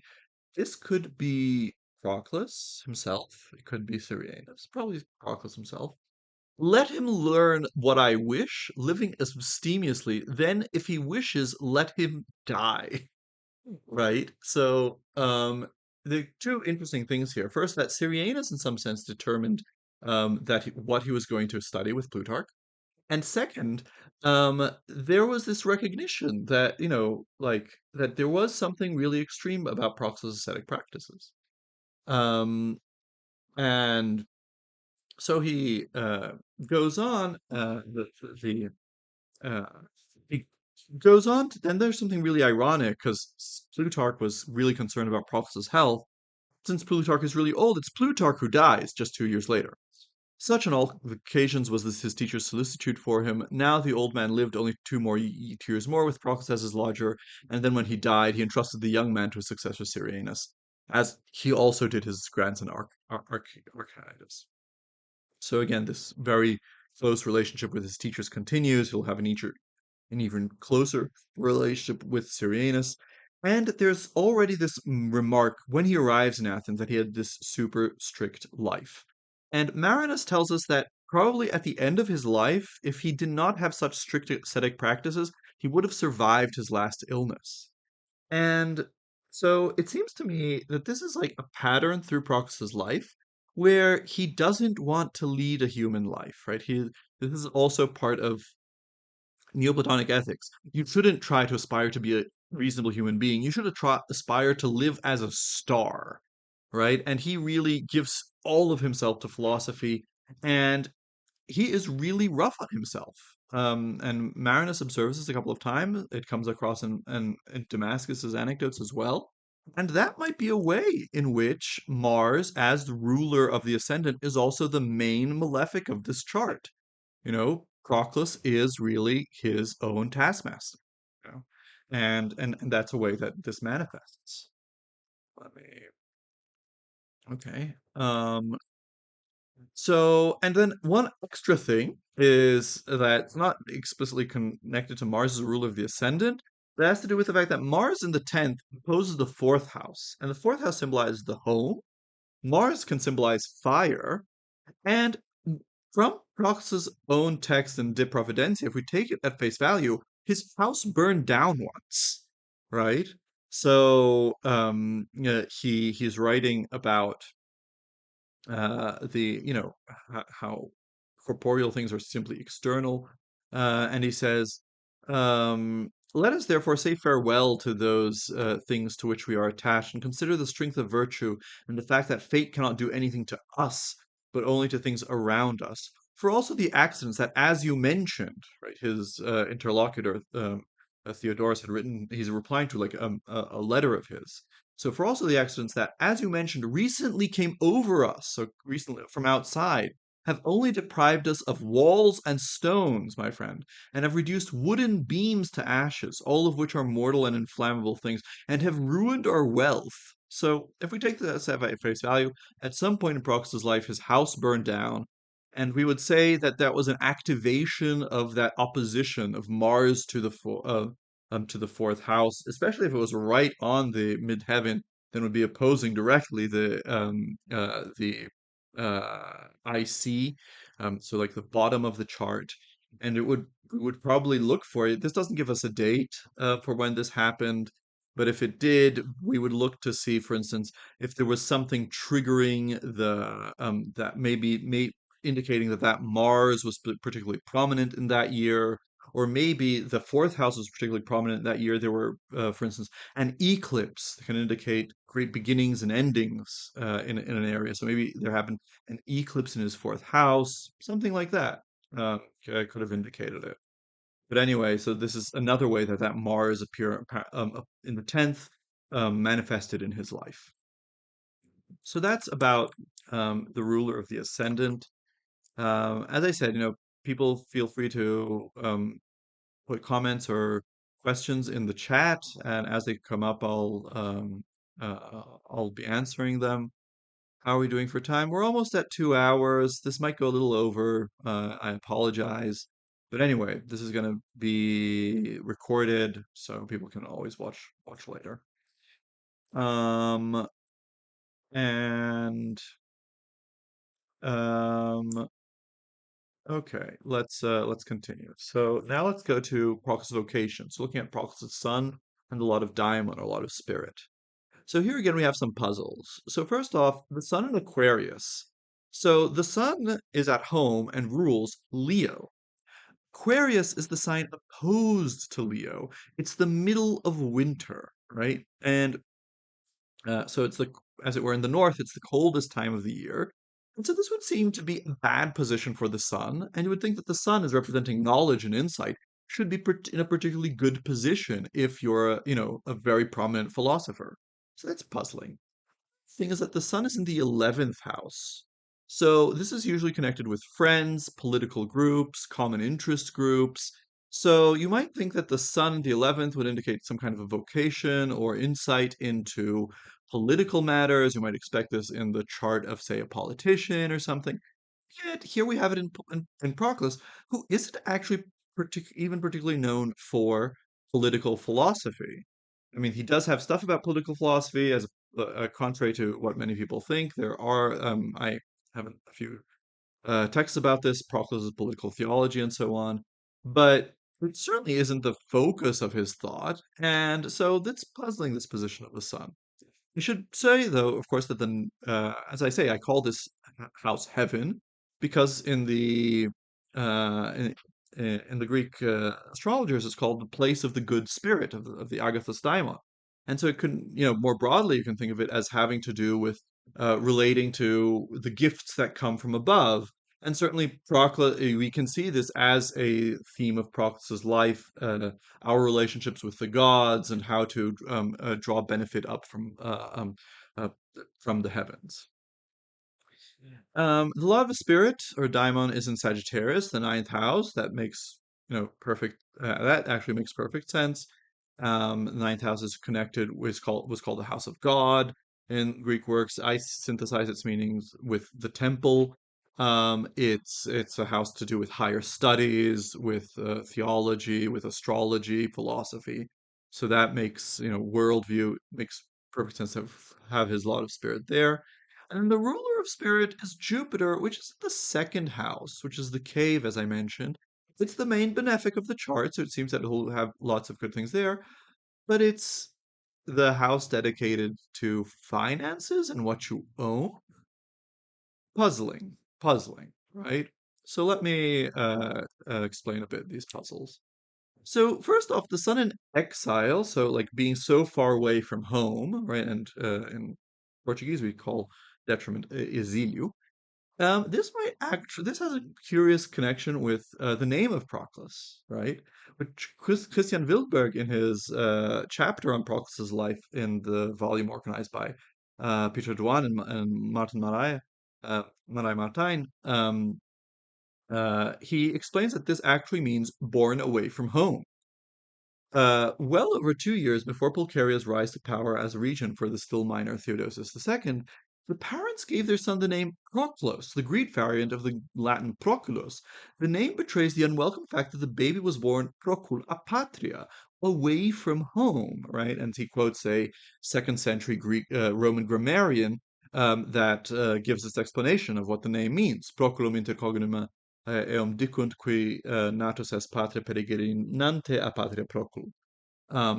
There's a different explanation with the one who demands or claims an inheritance. But anyway, so there was something about his name that meant that he was a stranger in a strange land, right? So Proclus is like a Greek equivalent for Gershom, right? So yes, the little esoteric lore here, Gershom Scholem and Proclus's names have similar meanings. Um, and so that might be reflecting this sun in exile. But if we think about the sun in Aquarius, the 11th house, so Aquarius is what's called an air sign. So it has to planets here express themselves, especially in the medium of thought, of language, and it's what's called a fixed sign. So it's not planets here don't indicate beginning activities, but rather continuing them and consolidating them. And Proclus is someone who consolidated and continued thought, right? He is, as I said, the great systematizer. He has a number of new ideas, true, but he is mainly, and that has to do certainly with Aries rising, it's a cardinal sign indicating change, and Capricorn is also a cardinal sign indicating change. So he is someone who doesn't personally a- act and cause change, but he is also a great systematizer, not in the sense that he gave a number of Platonist theories a robust logical structure, but also in his commentaries, he's quotes, especially like for instance in the commentary on the Parmenides or in the Timaeus, he quotes so many past authorities, and he has this idea of organizing this history of philosophy as around this great trunk of Plato, and then seeing other schools like the Peripatetics or the Stoics as deviating from this main trunk, and seeing the Platonists as all trying to reconstruct what's present there in the Platonic root. And so that really, I think, agrees with this Sun in Aquarius. This is how his intuition is acting. And with regard to the fact that it's the 11th house, we have to remember that Proclus, from around when he was, I guess, 28, so till he was 73, so a bit, actually, a bit less than 50 years, something 45, he is the head of the Platonic Academy. And so he leads, well, a political common interest group. And there's also this function of taking care of the tradition that is something that really marks Proclus, and it shows up in Marinus's life. So there's this omen about when Proclus arrives at the Platonic Academy, and the person who's closing says, "Honestly, if you had not come, I was about to close up." And this is taken as a symbol of what Proclus's life was about. It's about maintaining the continuity of the Platonic tradition. And he also seemed to have some kind of insight into the practices of groups and of other groups. So Marinus tells this year that he had to spend abroad and leave Athens because of some political trouble, probably with Christians. And he talks about how when he arrives at this place, he says he himself acquired clear knowledge of their customs, and for their part, if through length of time they had neglected any of the practices, they learned from the philosopher's directions to serve the gods more perfectly. So Proclus had this kind of insight where he could arrive at a community, learn their practices, and even correct their practices, show them how to return to old practices they had forgotten, or show the true meaning of their practices. So he has this, as it were, insight into groups as well. And so this is how I see this 11th house placement of the sun manifesting. And also, friendship seems to be a key virtue of Proclus's, right? So this might be, of course, Marinus exaggerating, wanting to show how he has all the virtues, but it comes up a few times in the text, and so it seems like it was like close personal relationships were very important to Proclus. And it is so. I'm actually think that we're a bit beyond time. Uh, so I'm not gonna read this out, but this is also a different um area in which he had these close personal friendships, and this has to do also with the fact that he never married or had children. This is a remarkable fact. So, like Plutarch, the teacher, tried to marry him to his daughter, but that didn't work out. And he was celibate throughout his life. And so this might also indicate have to do with the fact that Venus, which rules Libra, is the representative of spouses in his chart, and she is not very well in this chart. She is retrograde, so she has moving backwards, and she's also combust. She's really close to the sun, and so she's obscured severely by it. And so this might, really be something that indicates that he won't have, a spouse in his life. And also, if we take the sun as representing the father or father figures in general, this might also indicate something of his pattern of moving in with teachers, and especially his deep friendship with Syrianus. If you want to see more about this pattern of moving in with teachers and living with them, um, Christian Wilberg in the chapter in Proclus, All from One, has has a discussion of that. He was the first to button on to that. Like this is an interesting fact about Proclus's life. So that might be represented by this Venus in the 11th house, combust close to the sun. Um, so maybe other things. Uh, being ruled by Saturn and things like that. Aquarius is also what's called a barren or an infertile sign. So all these things might be contributing to indicate this celibacy in this life.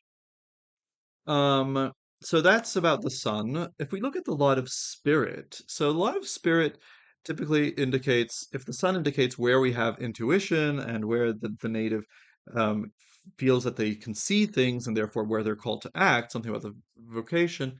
A lot of spirit often has to do with the beginning of the vocation, the stimulus. And it's the ninth house, which is the house of God, the temple, as I mentioned, also includes manifestations of gods, foreign lands, place of friendships, and dreams. And this is something that's constant in Proclus's life, as told by Marinus, that dreams always guide him at key points in his life. Not only dreams, but dreams where gods appear, right? And so I quoted earlier the passage where Athena appears to him and tells him, go to Athens and study philosophy. And but there are other things. A dream keeps him from marrying Plutarch's daughter. A dream, dreams appear to him later in life. So that certainly matches. Now, if and Jupiter as a ruler of the lot of spirit makes also sense. Jupiter is of course associated with Zeus, the gods that philosophers are associated with in Plato's Phaedrus. It has to do with wisdom and knowledge and things like that. And it's in very close to Saturn. Of course, Saturn is a malefic, although Vettius Valens writes that the conjunction of Jupiter and Saturn is something very positive. And they're in Taurus. As I said, this is puzzling that it's the house of finances.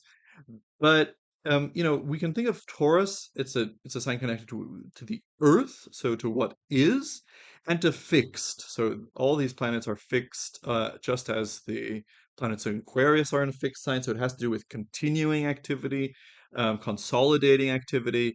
So we could say that these planets are manifesting themselves in a concern with what is that it is, right? I'm formulating that because that's Parmenides' classical metaphysical formula about being, and indeed, metaphysics is the focus of Proclus's philosophy. So that's one way of interpreting this placement of the ruler of spirit as Jupiter conjoined Saturn in Taurus. This the conjunction also indicates something about Proclus's wealth. So Marinus tells us that he had wealthy parents, and he also comes into a wealthy estate. He becomes as the head of the Platonic school. He comes to administrate it, and it's even his house. And Taurus is ruled by Venus, and which is in the 11th house of Aquarius. And Aquarius is ruled by Saturn, which is in Taurus. So the rulers of Taurus and Venus are exchanging signs, as we say, and that's a very positive thing. It uh, pushes both planets to their better significations, but it also indicates that the meanings of the 11th and the second house will be really connected in this life. So this shows that his personal finances and his personal and the common interest group, the school, will be closely connected.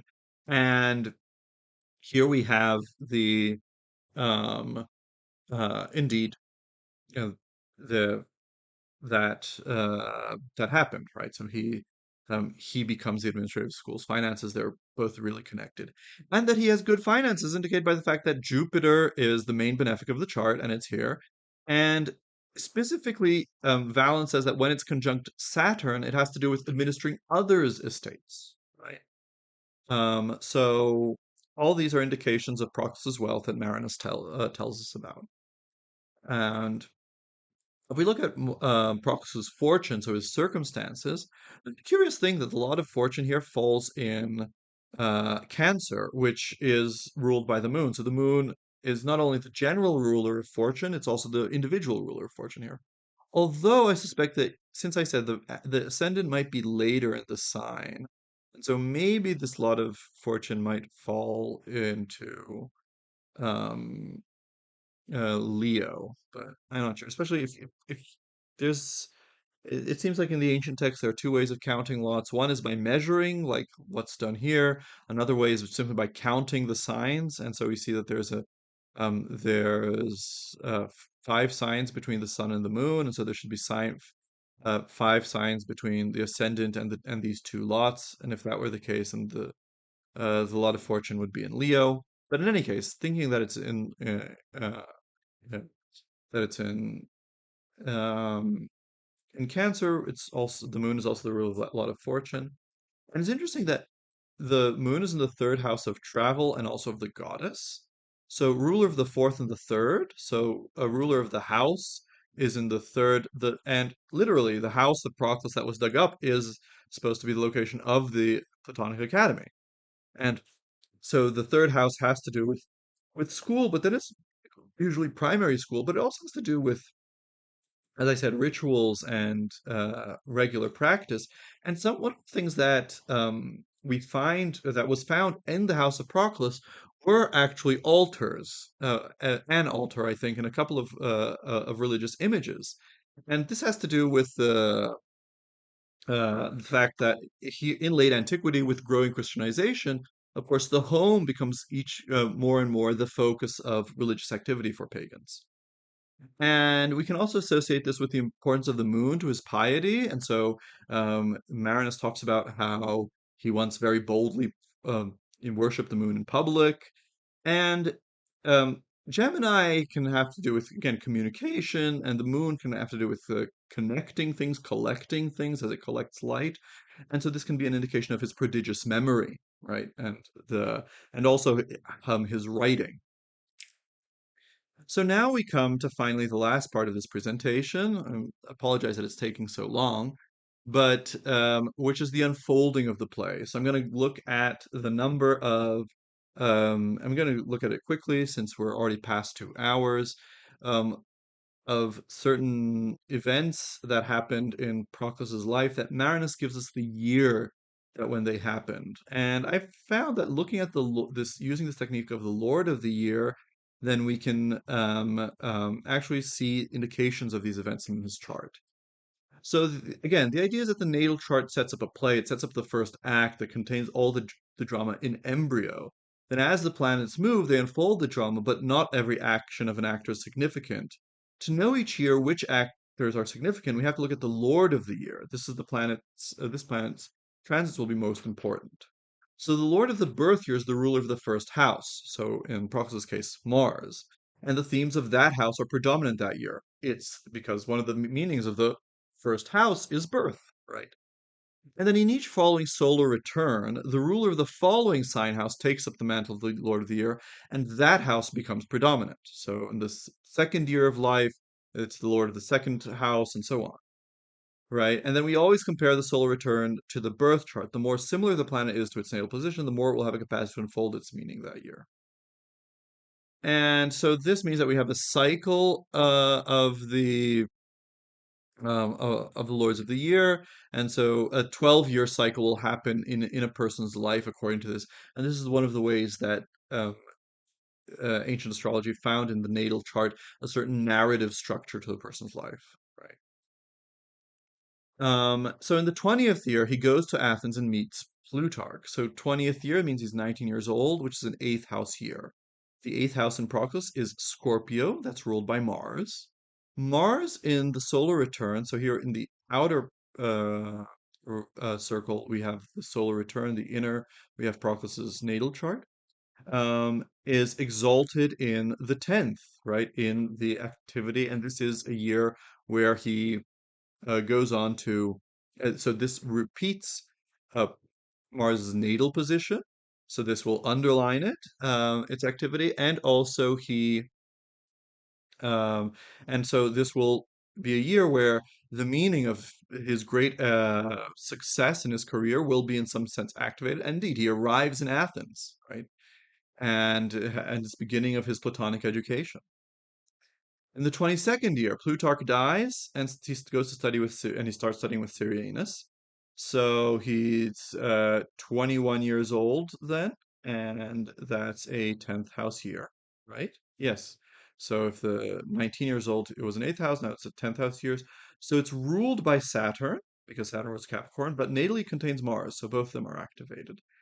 in the SR, there's this stellium in the 11th house. Not only is Saturn here, but also Mars and there's a new moon, the sun and the moon, and also Mercury. They're all here together in the 11th. So the 11th house will be really important this year, and and this will be activating Saturn's in significations in his natal chart because there's a trine there.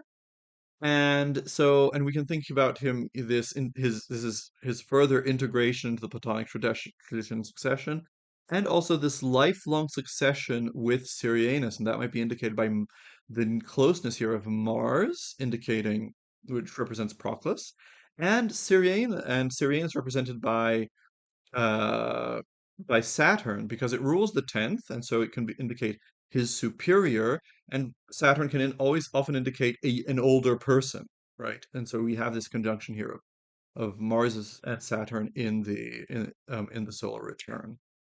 In the 28th year, he writes a Timaeus commentary. Marinus tells us if this is the Timaeus commentary that we have only a part of, it was a huge work and certainly one of the greatest texts that, one of, I mean, it's a very, very long work. And it's a very, very impressive intellectual work. And so 28th year, 27 years old, that's a fourth house year. So it's going to be ruled by the moon. The moon is natally in the third house and it's exalted in the solar return. So it's in a very good condition. So it would be a problem that it's, I guess, averse to its natal position, but here it's exalted. And so that's very good. And so the third house has to do with communication and writing. And this is a year where he writes this great work. In the 40th year, Marinus tells us that he writes that he receives an oracle. And it's just a few lines. It's hard to know what the significance is. Marinus seems to just be listing off, oh, look at all these impressive things that indicate his connection with the gods. But we can see something in the solar return again in the Lord of the Year that to indicate this. So here's just the 40th thing of the oracle. For when he was in his 40th year, he seemed in a dream to utter the following words.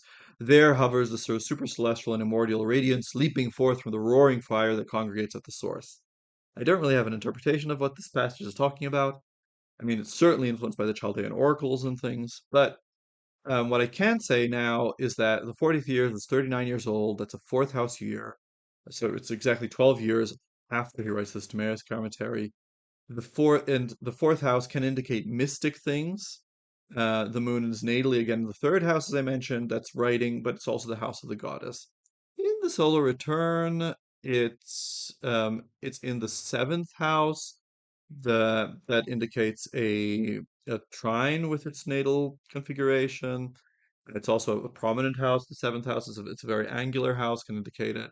But I guess what we would like if we knew more about when this happened, we would search for something to see if there was like an eclipse that was near this receiving this oracle or something. Marinus also tells us that he received an oracle in his 42nd year.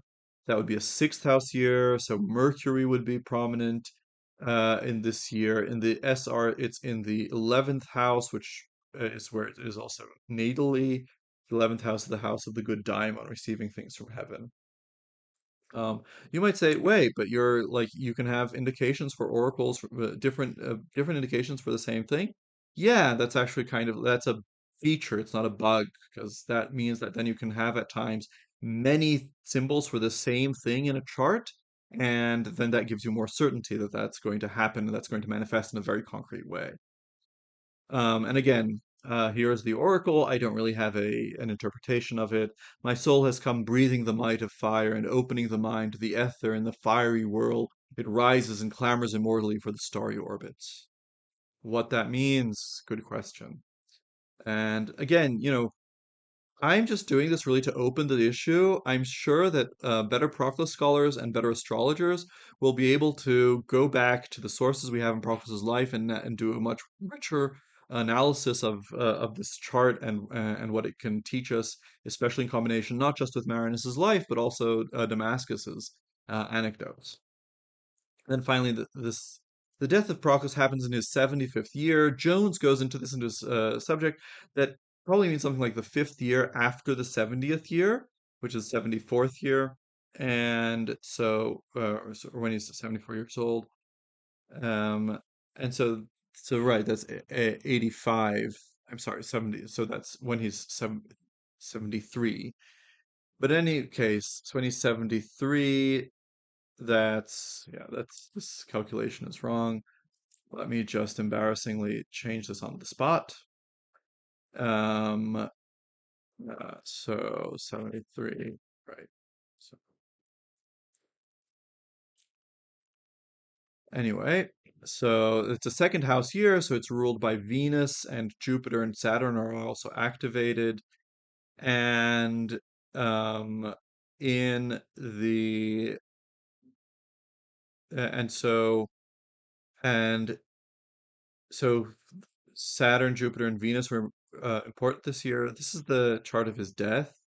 It's not the chart of the solar return, but Saturn, and so we would look for retrograde stations to gate the important events of this year.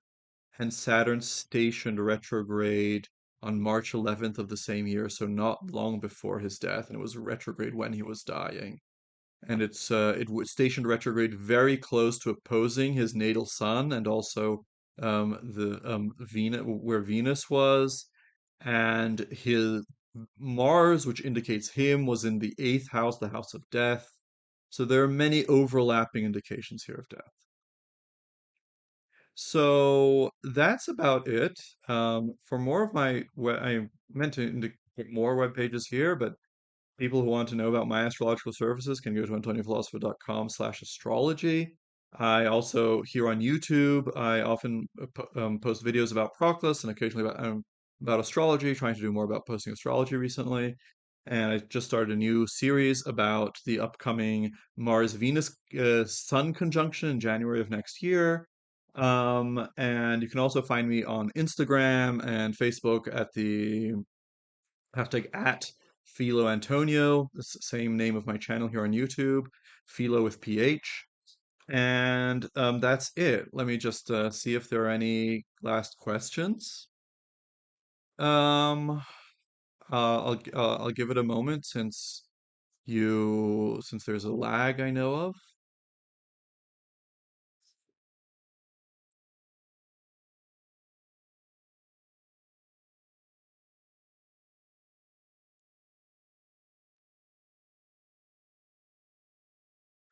What would be Peter Hübner asked, what would be Proclus' celestial name? So I did not apply to Proclus's chart the technique of associating uh, different planets to different vowels and different signs to different vowels and different signs to different consonants. I didn't do that to figure out what it would be. That would be a nice exercise. Actually, although related to this, Proclus, he doesn't give us a method, but he is a witness to this association of planets with vowels and signs with consonants. He discusses this in the commentary on the Republic. The 13th essay, I think it's the essay on the discourse of the Muses, where it's ostensibly about like that discourse of that talks about why did the ideal city fall, and the answer is that the guardians of the city, they don't do their eugenics timing right, and then people have children at the wrong time. And then Proclus then used this as an opportunity to discuss the astrology of conception. And he talks then there about using and he gives a number of astrological rules relating to what's a good time to conceive. And amongst them, he talks about this, about associating planets with vowels and signs with consonants. I didn't try to calculate it because we have some witnesses to and some reconstructions of how this technique worked. But yeah, that's an interesting avenue to explore. Um, and anyway, this will be this uh live stream will be available as a recording. I look forward to future questions and Thanks. I think that that's about it. And uh, have a great